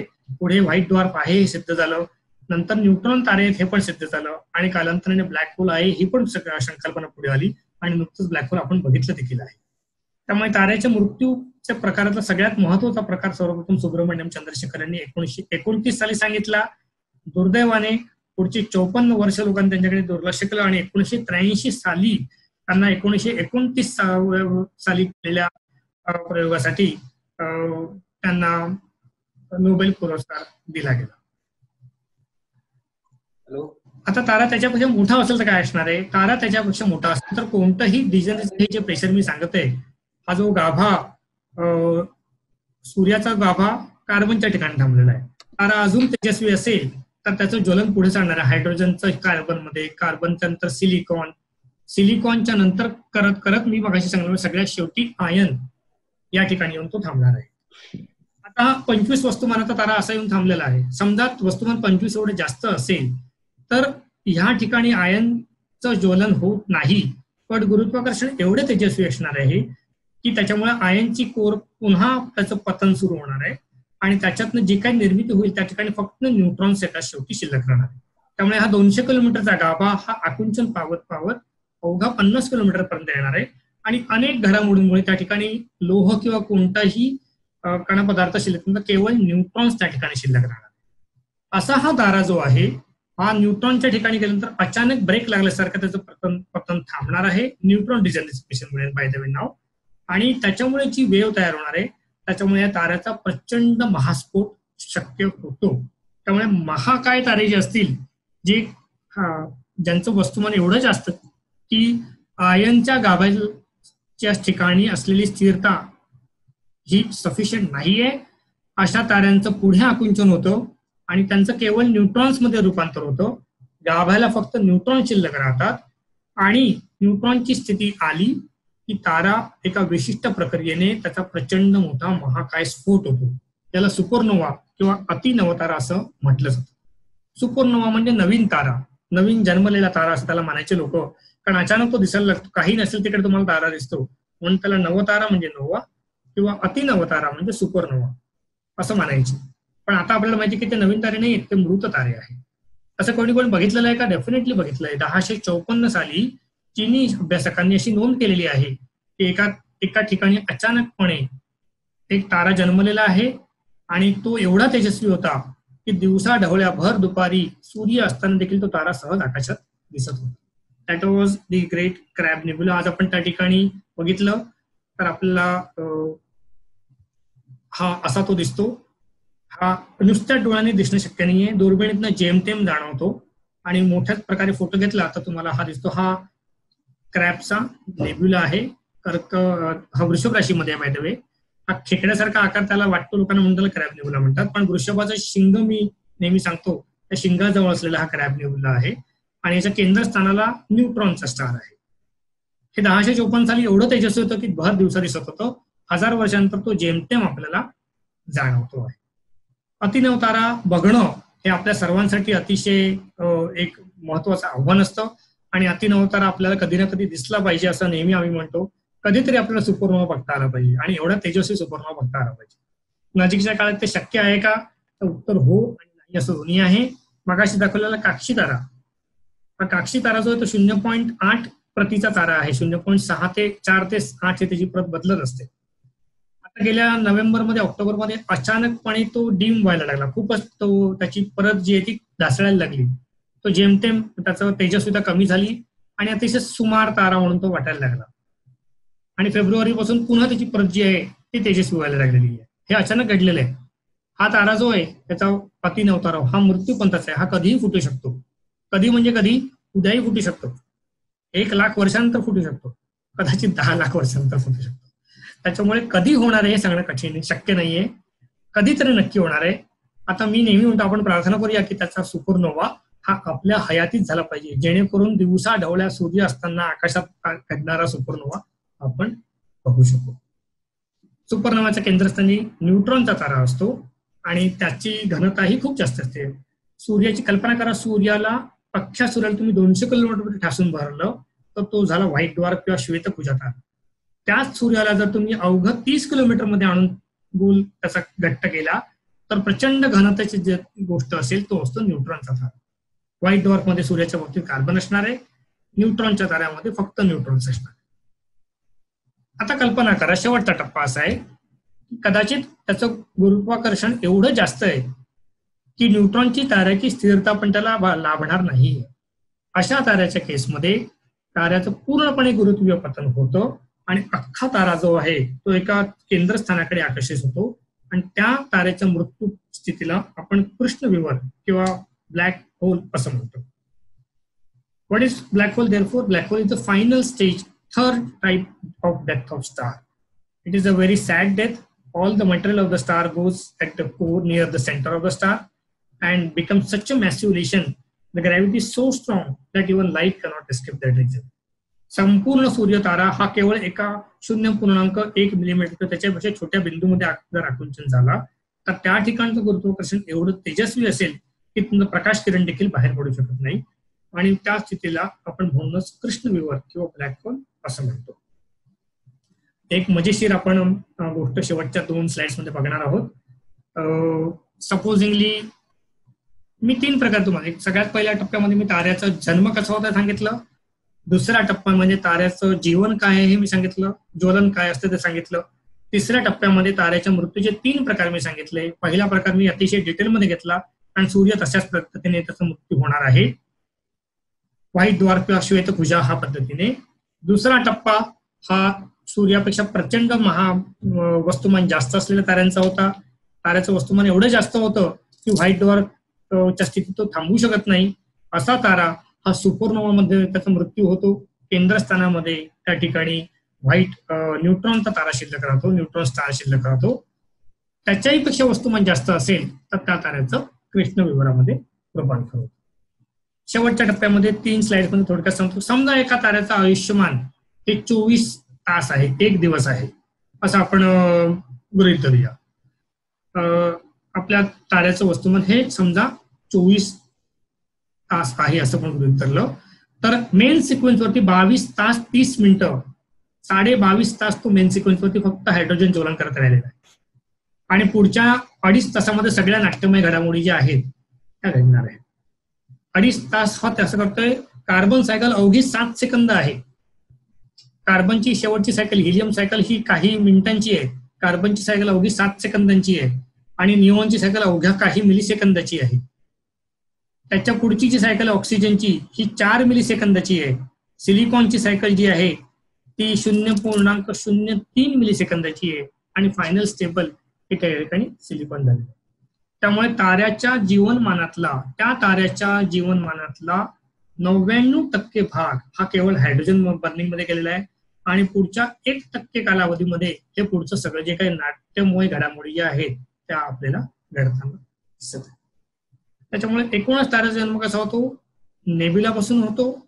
नेब्युलामध्ये गुरुत्वीय आकुंचन झाल्यामुळे प्रोटोस्टार तयार होतात. प्रोटोस्टारचं आकुंचन होत असताना गाभ्याचं तापमान वाढत जातं.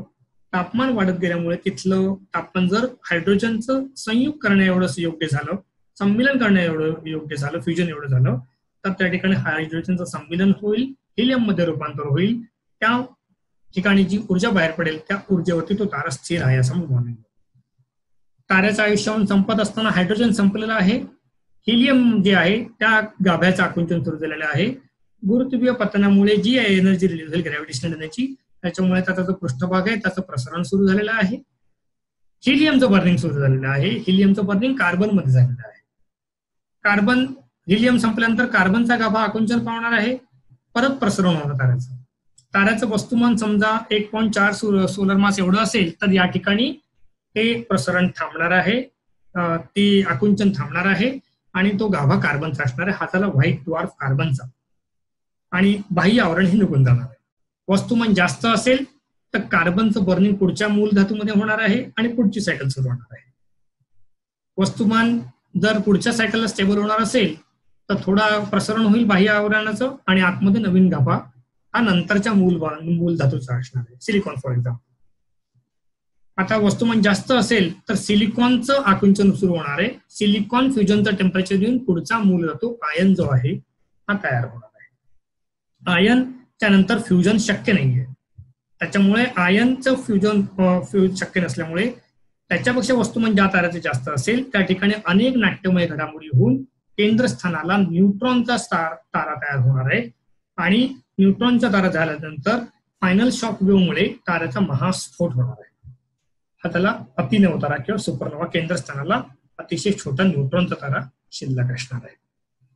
ताऱ्याचं वस्तुमान त्याच्याही पेक्षा जास्त असेल तर न्यूट्रॉनचा तारा ही स्थिती येणार नाहीये आणि सगळं जे आकुंचन झालेलं ते एका बिंदूवर ठिकाणी सामावलं जाईल आणि त्या बिंदूला आपण कृष्णविवर असं म्हणतो. मित्रांनो, अशा प्रकारे मी गेल्या पाऊण तासामध्ये हा विषय आपल्यासमोर मांडलेला आहे. मला कल्पना आहे की एवढ्या कमी वेळात एवढा धावता मोठा विषय हा कव्हर करणं तसं थोडं कठीण आहे. मी माझ्या परीने प्रयत्न केला. आपण सर्वांनी माझं व्याख्यान चांगल्या प्रकारे ऐकून घेतलं त्याबद्दल मी आपल्या सर्वांचा आभारी आहे. काही तुमच्या शंका असतील तर मी त्या शंका आता घेऊ इच्छितो. धन्यवाद अभय. शंका आपल्याकडे प्रश्न आलेले आहेत आणि मी एक एक प्रश्न घ्यायला सुरुवात करतो. पहिला प्रश्न अमुक यांचा, जेव्हा सूर्य हा रेड जायंट व्हायला सुरुवात होईल तेव्हा पृथ्वीचं नक्की काय होईल? कारण त्यावेळी त्याचं गुरुत्वाकर्षण कमी होत जाईल. पृथ्वीवरचा त्याचा गुरुत्वाकर्षणाचा होल्ड आहे तो कमी होत जाईल. मग त्या केसमध्ये पृथ्वी दूर जाईल की सूर्य तसंही त्याला एनगल्फ करून घेईल?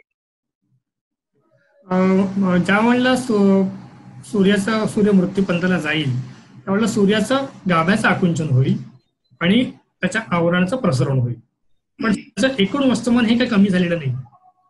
त्याच्यामुळे पृथ्वीसाठी सूर्याच्या ठिकाणी असलेलं वस्तुमान हे समान असल्यामुळे आपल्या ऑर्बिटवरती खूप काही परिणाम होणार नाही.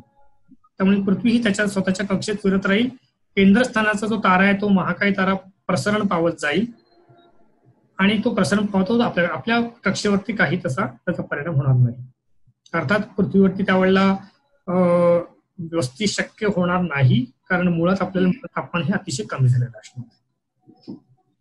पुढचा प्रश्न संतोष गायकवाड यांचा पुढचा प्रश्न आहे की कुठल्या प्रकारच्या स्टार सिस्टम मध्ये किंवा कुठल्या प्रकारच्या कॅरेक्टरिस्टिक्स असतात ताऱ्याच्या जिथे लाईफ सपोर्ट केलं जातं आणि फॉर एक्झाम्पल त्यांनी म्हटलंय अर्थवरती लाईफ आहे, तर असं असं नक्की कुठल्या प्रकारचा तारा विशिष्ट असावा लागतो का की ज्याच्यामुळे लाईफ सपोर्ट होईल? आणि त्याचबरोबर त्यांचा अजून एक प्रश्न आहे की हे असं काय आयडियल डिस्टन्स असतं का प्लॅनेटचं, की जेवढ्या अंतरावर प्लॅनेट असेल तरच त्याचं लाईफ सपोर्ट तयार होऊ शकेल त्याला? चांगला प्रश्न आहे. अर्थात आजच्या विषयाशी निगडीत जरी नसला तरी मी थोडक्यात उत्तर देतो. तारा कोणत्या ताऱ्यासमोर सोबत जीवसृष्टी असू शकते. इन प्रिन्सिपल कोणत्याही प्रकारच्या ताऱ्याच्या जवळ जीवसृष्टी असू शकते.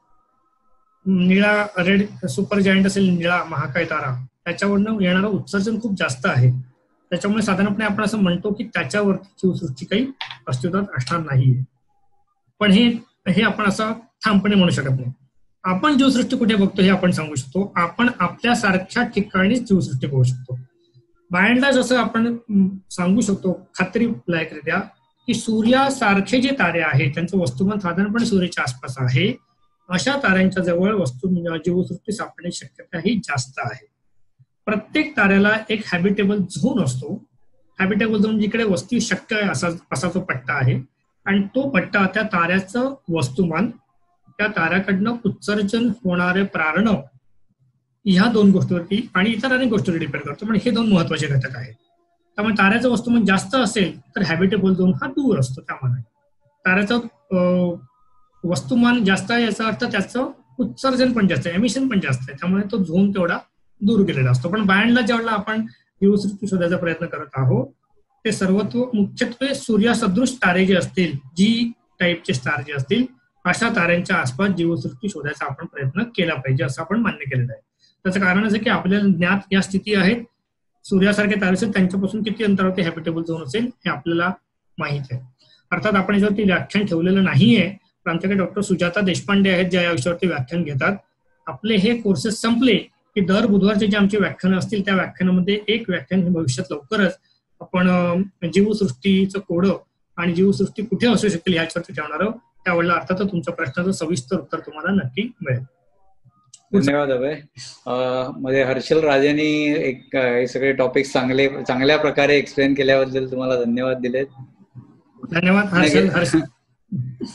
पुढचा प्रश्न घेतो मी देवांश सरनाईक यांचा. गुरु हा एक फेल्ड स्टार आहे का? बरोबर आहे. गुरुच्या वतीचं म्हटलं जातं की गुरु हा एक फेल्ड स्टार आहे. फेल्ड स्टारची मगाशी मी व्याख्या करताना ब्रह्मांड डॉर्फवरती मी खूप वेळ नाही घालवला, कारण आपल्याला पुढचा विषयाला वेळ कमी पडला असता.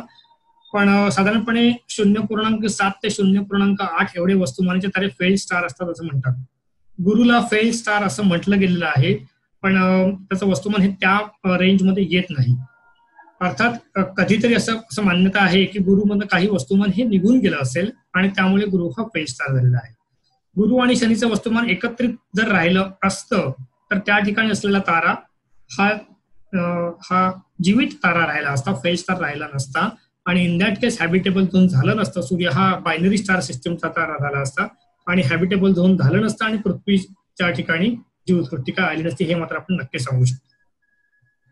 धन्यवाद भाई. पुढचा प्रश्न आहे प्रीती यांच्याकडून. त्यांचं म्हणणं असं आहे की तुम्ही जसं सांगितलं स्वाती नक्षत्रामध्ये काही ताऱ्यांचे म्हणजे दूरवरच्या ताऱ्यांचा जर मृत्यू झाला तर त्याचा पृथ्वी आणि आपल्या आयुष्यावर, माणसांवर काही, आयुष्यावर म्हणण्यापेक्षा माणसांवर आणि माणसाच्या आयुष्यावर काय परिणाम होतो का?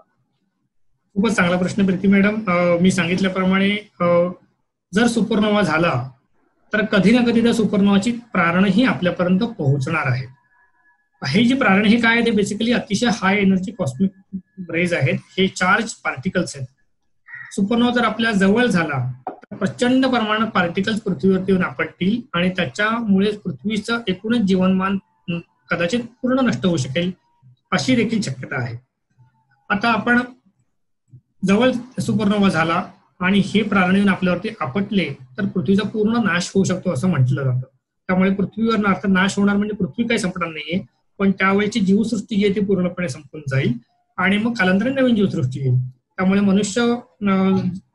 मनुष्यांच्या वरती असं म्हणायला हरकत नाही की समजा एखादा सुपरनोवा जवळ झाला, 8-10 प्रकाश वर्षांतर ताराचा सुपरनोवा झाला तर 8 ते 10 वर्षांतर ते प्राण आपल्यावरती आपटले तर ह्युमन रेस आणि इथली जी काही जीवसृष्टी ती पूर्णपणे नाश पाहू शकते. आणि that would be one of the probable causes for worrying for us. अर्थात सुदैवाने असा कोणताही तारा जवळपास नाहीये. आणि बिटलगस फॉर एक्झाम्पल 30 प्रकाश वर्ष अंतरावरती, त्यामुळे 30, 40, 50, 100 वर्षाचं अंतर आपल्यासाठी नक्की आहे, पण त्याच्यापेक्षा जास्त मार्जिन आपल्याला नाही मिळणार. पण हे डेंजर आहे नक्कीच. धन्यवाद. पुढचा प्रश्न आहे हर्षल राधे यांचा. ओ प्रकारच्या ताऱ्यांपेक्षा तप्त तारे असतात का, आणि असलेच तर त्यांचे काय कॅरेक्टरिस्टिक्स असतील? मला ऐकून आलं पहिला प्रकार बोल, कोणत्या प्रकारचे तारे? ओ प्रकारचे जे तारे आहेत ना, सगळ्यात जास्त वरचा गट जो आहे, त्या प्रकारच्या तापमानाच्या ताऱ्यांपेक्षा तप्त तारे असतात का, आणि असले तर त्यांच्या कॅरेक्टरिस्टिक्स काय असतील? मी तुम्हाला सांगितल्याप्रमाणे ज्या वेळेला मी आता ते कव्हर नाही केलं हर्षल, मी सोडून दिलं शेवटच्या पार्टमध्ये, कारण ते मला असं वाटलं खूप जास्त किचकट होत जाईल. ज्या वेळेला आपण बघितलं रेड जायंट जो आहे, तो रेड जायंट ज्या वेळेला संपतो त्या ठिकाणी केंद्रस्थानाला जो तारा आहे हा व्हाईट ड्वार्फ तारा आहे. आता व्हाईट ड्वार्फ ताऱ्याचं सरफेस टेम्परेचर हे ओ ताऱ्यापेक्षा पण जास्त असू शकतं, ओ एवढं जास्त असू शकतं. त्याच्यामुळे नाही असं म्हणणं बरोबर नाहीये.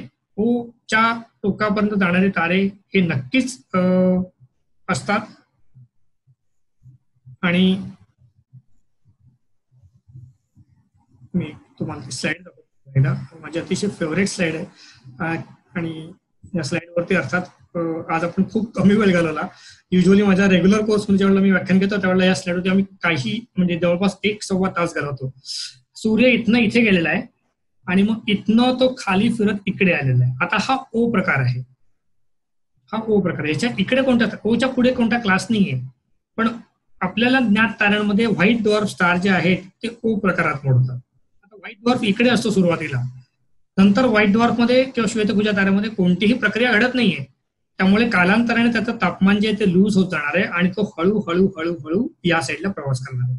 त्यामुळे मूलभूतरित्या मूलतः तयार होताना फंडामेंटली व्हाईट ड्वार्फ इकडे असणार आहे ओ मध्ये, आणि मग त्याचा प्रवास इथे असणार.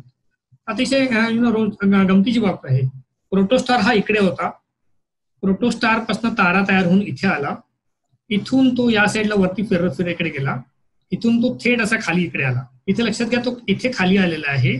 टेम्परेचर इज व्हेरी लार्ज, पण ताऱ्याचं जे रेडियस आहे ते खूप छोटी आहे, अवघा 200 किलोमीटर, त्यामुळे त्याची इफेक्टिव्ह ल्युमिनोसिटी खूपच खाली आली.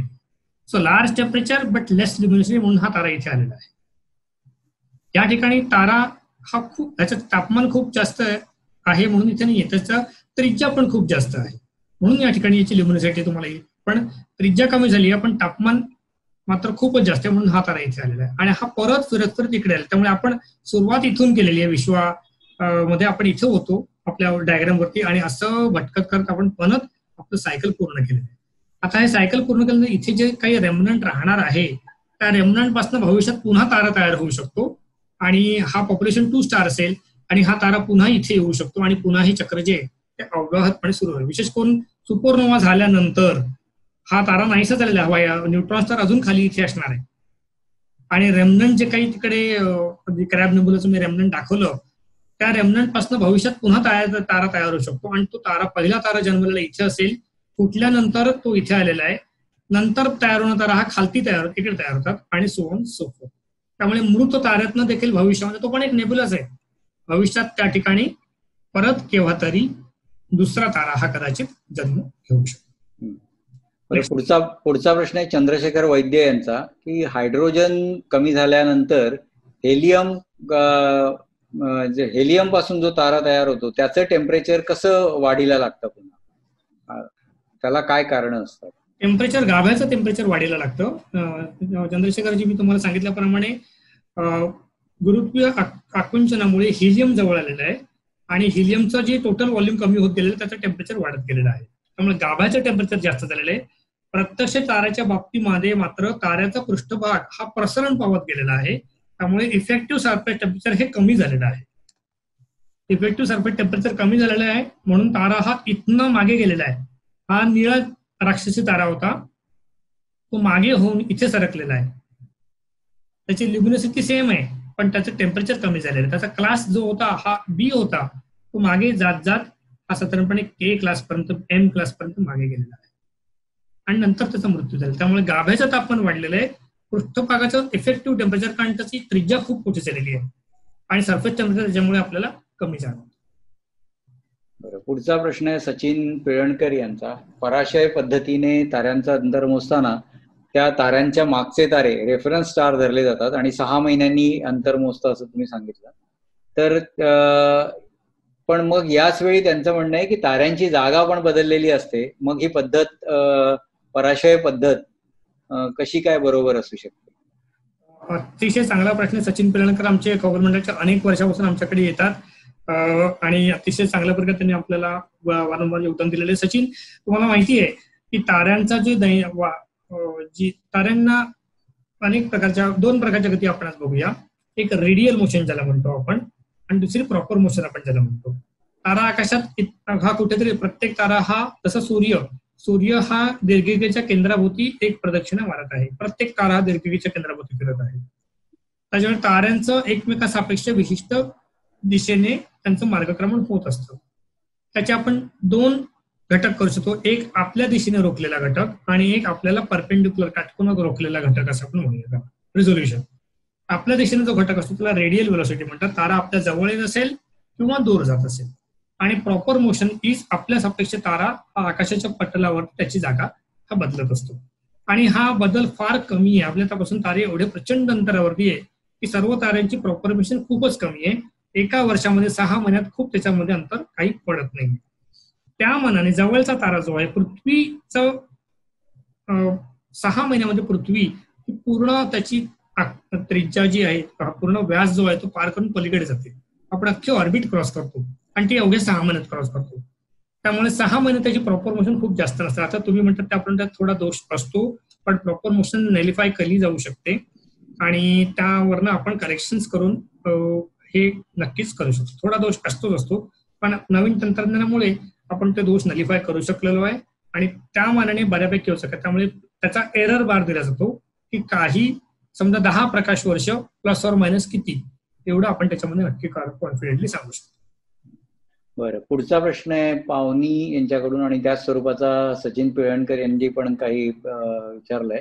ते म्हणजे बिटेलगिव्हज हा एक सुपरनोव्हा होईल, कधी होईल तो, म्हणजे, आणि अशा बातम्या रिसेंटली आल्या होत्या. तसं बघायला मिळेल असं वाटलं होतं, पण अजून तरी काय झालेलं नाहीये. तर कधी होण्याची शक्यता आहे? मी सांगितल्याप्रमाणे उद्या पण होऊ शकतो, 1,00,000 वर्षाने पण होऊ शकतो. म्हणजे उद्या जर दिसला याचा अर्थ तो त्याचं आपल्यापासूनचं जेवढं अंतर आहे तेवढे वर्ष तो आधी झालेला असेल आणि तो फक्त उद्या पाहायला मिळेल एवढंच.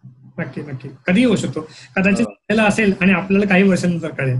पण तिला सर्वांचं एक मत आहे, सर्व मत असं आहे की अजून 1,00,000 वर्ष तरी ती घटना घडेल असं लोकांना वाटत नाही. आता असं वाटत नाही म्हणणारे 80% लोक आहेत आणि 20% लोकांना काही अडचणी तो कधी होऊ शकतो असं म्हणणार आहे. आपण आशा करूया की तो उद्याच होईल, म्हणजे जेणेकरून आपण तो बघू शकतो. अमोक पाठक यांचा एक प्रश्न आहे की सूर्य व्हाईट डॉर्फ बनणार आहे. What happens if the star with mass significantly less than sun, अतिशय कमी मास असलेल्या ताऱ्याचं काय होईल? 1.4 वस्तुमानाचे सर्व तारे जे असतील ते व्हाईट डॉर्फ मध्ये त्याचं रूपांतर होतं. आणि मी सांगितल्याप्रमाणे 0.8 पेक्षा कमी वस्तुमानाचे तारे जे आहेत त्यांच्यामध्ये ज्वलन प्रक्रिया सुरू होत नाही, त्याच्यामुळे ते फेल्ड स्टार असतात. त्यामुळे ते ताऱ्यांचा जो आहे तो जन्म तेवढा यशस्वी होत नाही, म्हणजे ते तसेच राहतात. पण समजा ते काही कारणामुळे जन्मले असतील तर त्यांचाही एंड जो आहे तो व्हाईट डॉर्फच्या पद्धतीने होतो. There is no third. Lower than 1.4 everybody is white dwarf. Problem upper than 1.4 आहे. 2 ते 5 हा टू बी और नॉट टू बीचा घटक आहे. म्हणजे त्याचा व्हाईट डॉर्फ करायचा आहे स्वतःला की अजून काय करायचं हे त्याला ठरवता येत नाही, असं तारा आपण त्याला म्हणतो. आणि ही जी अनसर्टनिटी आहे ती 8 ते 10 सूर्य मासापर्यंत, सोलर मासपर्यंत शिल्लक राहते. कधी कधी थोडा मास शेड होतो. फॉर एक्झाम्पल आता बेटलगिव्हज आपण बघितलं, इटा कॅरिना नावाचा एक तारा आहे. Eta Carina is one of the most probable candidate. 300 प्रकाश वर्ष अंतरावरती आहे. हाही तारा उद्या फुटू शकणारा तारा आहे. तो सातत्याने मध्येच अचानक एवढ्या प्रमाणात मास शेड करतो की मास शेड केल्यामुळे त्याचं पुढे काय होणार आपण सांगू शकत नाही. So final dynamics is not totally understood and therefore 6 ते 10 सूर्य वस्तुमानाचा गट जो आहे त्याला आपण कन्फ्युज गट असं म्हणतो, किंवा टू बी और नॉट टू बी क्लास. त्यांना ठरवता येत नाही त्यांना कुठे जायचंय. आपल्याला सूर्य फुटायचंय की नाही फुटायचं हे त्यांना कळत नाही. बरं, प्रश्नांची संख्या वाढते, हवेत आपल्याला थोडंसं फास्ट उत्तरं द्यायला पाहिजेत. मी पण तशा प्रकारे प्रश्न ते कम्प्रेस करतो थोडेसे. हायड्रोजन आणि हेलियम, देवाशिष सरनाईक यांचा प्रश्न आहे. बाय कम्प्रेसिंग हायड्रोजन आणि हेलियम बॉल आपण आर्टिफिशियल ब्लॅक होल बनवू शकतो का? आपण तसं करायचा प्रयत्न लॅबोरेटरीमध्ये म्हणत असाल तर आपण एखाद्या वेळी करू शकू. प्रत्यक्षात आकाशामध्ये आपल्याला काही असं कंट्रोल नाहीये. Any region which is gravitationally active, so active that light cannot escape it is a black hole. So भविष्यात लॅबोरेटरीमध्ये आपण तयार करू शकू. आणि त्याची एक event horizon, what black hole has got a event horizon, केंद्रस्थानापासून एक विशिष्ट रेडियस पर्यंत त्याचा इन्फ्लुएन्स, त्याच्या पलीकडचा इन्फ्लुएन्स नसतो. म्हणजे उद्या समजा सूर्याचा ब्लॅक होल झाला तर सूर्यापासून विशिष्ट अंतरापर्यंत त्याचा ब्लॅक होलचा इन्फ्लुएन्स असणार आहे. सूर्य नाहीसा होईल पण पृथ्वी आपल्या कक्षेमध्ये त्या ब्लॅक होल होती करत राहणार. आणि मग त्याच अनुषंगाने अमुक पाठक यांचा एक प्रश्न आहे की हे ब्लॅक होल नक्की HR डायग्राम वर कुठे येतं? ब्लॅक होल HR डायग्राम वरती आपण प्लॉट करत नाही, because there is no emission happening, so we cannot plot it. Luminosity it's a location which is lost to us, so we do not plot black hole on the HR diagram. असेल तर ते खाली शून्याच्या ठिकाणी टाकलं पाहिजे. त्याच अनुषंगाने गौरी गुरव यांचा पण एक प्रश्न आहे की ब्लॅक होल ही शेवटची अवस्था आहे का, याच्यानंतर काहीच होत नाही का? नाही, प्रत्येक ताऱ्याच्या केसमध्ये त्याची शेवटची अवस्था आपण बघितलेली आहे. वस्तुमान सूर्य एवढं असेल तर शेवटची स्थिती ही श्वेतखुजा तारा किंवा व्हाईट ड्वार्फ स्टार ही आहे. त्याच्या पुढे त्याचं काहीच होत नाही. व्हाईट ड्वार्फ मी सांगितल्याप्रमाणे तापमान लूज करत जातो आणि कालांतर त्याचा रंग बदलत जाईल कारण तापमान बदलत गेलेलं आहे. तो तिथेच राहणार आहे, पुढे काहीच होणार नाही. न्यूट्रॉन स्टारच्या बाबतीत सुपरनोवा झाला, सुंदर, फार छान, केंद्रस्थानी न्यूट्रॉन स्टार आहे, तो तसाच राहणार आहे, पुढे त्याचं काहीच होणार नाही. ब्लॅक होलच्या बाबतीत पण सेम आहे. ब्लॅक होल झालं दॅट इज अ डेड मास, पुढे त्याचं काहीही होणार नाही. म्हणजे अजून एका प्रश्नाचं उत्तर तुम्ही दिलेलं आहे याच्यात की पावनी यांचा प्रश्न होता की न्यूट्रॉन स्टार पण ब्लॅक होल होईल का? मला वाटतं या प्रश्नाच्या उत्तरातच मिळालेलं असेल ऑलरेडी. अजून एक रवींद्र आंबर्डेकर यांचा प्रश्न आहे की सूर्याचा लाल राक्षसी तारा होईल तेव्हा पृथ्वीवर जीवसृष्टी असेल का? मला वाटतं याही प्रश्न मी सांगितलं मग अशी पृथ्वीवरती जीवसृष्टी असणं त्यावेळेला इम्पॉसिबल असणार आहे. सूर्य पृथ्वीपर्यंत येणार आहे. मी सांगितल्याप्रमाणे हात वरती करून तुम्ही सूर्याला हात लावू शकाल त्यावेळेला, अर्थात पृथ्वी ही अक्षरशः कापरासारखी संपून गेलेली असणार, जळून गेलेली असणार आहे. आपल्याला त्यावेळेला जर जीवसृष्टी शिल्लक असेल 5 अब्ज वर्षांतरी गोष्ट सरती, त्यामुळे तेवढं काही आपल्याला चिंता करायचं कारण नाहीये. तोपर्यंत मनुष्य प्राणी हा इतरत्र कुठेतरी निघून गेलेला असेल. अभि यांचा एक प्रश्न आहे ब्लॅक होल संबंधातच की ब्लॅक होल मधनं जर काही इमिशन्सच नसतात तर आपल्याला एखाद्या ठिकाणी ब्लॅक होल आहे हे कसं कळतं? ब्लॅक होलचा जो इव्हेंट होरायझन आहे त्याच्या आसपास मधनं काही प्रारणांचे जे काही इंटरॅक्शन असतात त्याच्यामुळे प्रारणांचं निर्मिती होऊ शकते आणि तिथल्या वस्तू असतील त्याच्या भ्रमणाच्या वेगावरून आपण सांगू शकतो त्या ठिकाणी काय आहे. उदाहरणार्थ दीर्घिकेच्या केंद्रस्थानामध्ये आपण म्हणतो ब्लॅक होल आहे. त्याचा अर्थ दीर्घिकेच्या गाभ्याच्या जवळचे तारे हे एवढ्या प्रचंड वेगाने एखाद्या अज्ञाताभोवती फिरत असतील तर याचा अर्थ त्या अज्ञात ब्लॅक होल असणार आहे. बरं, अजून एक आता मला वाटतं आपण शेवटच्या काही प्रश्नातला एक प्रश्न घेऊया. पृथ्वीवर आपण ऑक्सिजनचं ज्वलन झाल्यावर कार्बन तयार होतं आणि सूर्यावरील प्लाझ्मा स्थितीतील ज्वलनामध्ये हायड्रोजनचं हेलियम, मग कार्बन, निऑन पासून ऑक्सिजन अशी जी प्रक्रिया तयार होते तर ही कार्बन, निऑन, ऑक्सिजन ही उलट प्रक्रिया आहे. हे कसं काय? उलट म्हणजे मला लक्षात नाही आलं, त्यांना काय विचारतं माझ्या लक्षात नाही आलं. कार्बन म्हणजे त्यांचा प्रश्न असा आहे की पृथ्वीवर आपण ऑक्सिजनचं ज्वलन झाल्यावर कार्बन तयार होतो असं म्हणतो आणि सूर्यामध्ये मात्र हायड्रोजन पासनं हेलियम पासनं कार्बन पासनं निऑन पासनं ऑक्सिजन असं करत जातो. म्हणजे कन्व्हर्जन जे आहे त्या प्रक्रियेमध्ये हायड्रोजन पासून हेलियम लक्षात आलं. मुळात निऑन नाहीये मॅडम, ते नायट्रोजन आहे. कार्बन, नायट्रोजन, ऑक्सिजन हाच मूल डिरेक्शन आहे. पिरियडिक टेबल प्रमाणे आपण पुढे सरकत जातो. पृथ्वीवरती आपण जे ज्वलन करतो ते आपण वस्तूला जाळतोय आणि सूर्यामध्ये जाळत नाही, सूर्यामध्ये फ्युजन होत आहे. दोन ऑक्सिजनच्या अणूंचं संयुग होतं, संमिलन होतं, फ्युजन होत आहे आणि त्याच्यापासून पुढचा जो कण आहे तो बनत आहे. हायड्रोजन प्लस हायड्रोजन मध्ये हिलियम तयार होते. हे ज्वलन नाहीये, हे फ्युजन आहे. हायड्रोजन ज्याला पृथ्वीवरती आपण जाळतो, समजा हायड्रोजन इन्फ्लेमेबल म्हणतो, तो ऑक्सिजन आणि याची एक केमिकल रिएक्शन. सूर्यामध्ये केमिकल रिएक्शन नाहीये, ही न्यूक्लिअर रिएक्शन. ओके, धन्यवाद अभय. मला वाटतं सगळ्या प्रश्नांची उत्तरं आतापर्यंत विचारलेल्या देऊन झालेली आहेत आणि यापुढे आणखीन प्रश्न नसावेत असं दिसतंय. तर मी डॉक्टर अभय देशपांडे यांना धन्यवाद देतो आणि सर्व पार्टिसिपंट्सना पण धन्यवाद देतो. मला वाटतं आपण उद्या भेटूया. आणि पार्टिसिपंट्सनी पण अभय तुला धन्यवाद दिलेत. फार सुंदर प्रकारे हे सगळं एक्सप्लेन करून सांगितल्याबद्दल, इतका कॉम्प्लेक्स सब्जेक्ट एवढा सोपा करून सांगितल्याबद्दल धन्यवाद दिलेत. त्याचबरोबर मी माझा सहकारी समीर कदम ज्यांनी व्हिडिओ रेकॉर्डिंग केलेला आहे या सगळ्याचं, जे तुम्हाला नंतर आमच्या वेबसाईट www.खगोलमंडल.com वर उपलब्ध राहील, त्याचेही मी आभार मानतो. आणि आजचं सत्र इथे संपलं असं जाहीर करतो. परत भेटूया उद्या संध्याकाळी 4 वाजता याच ठिकाणी ऑनलाईन. धन्यवाद. धन्यवाद.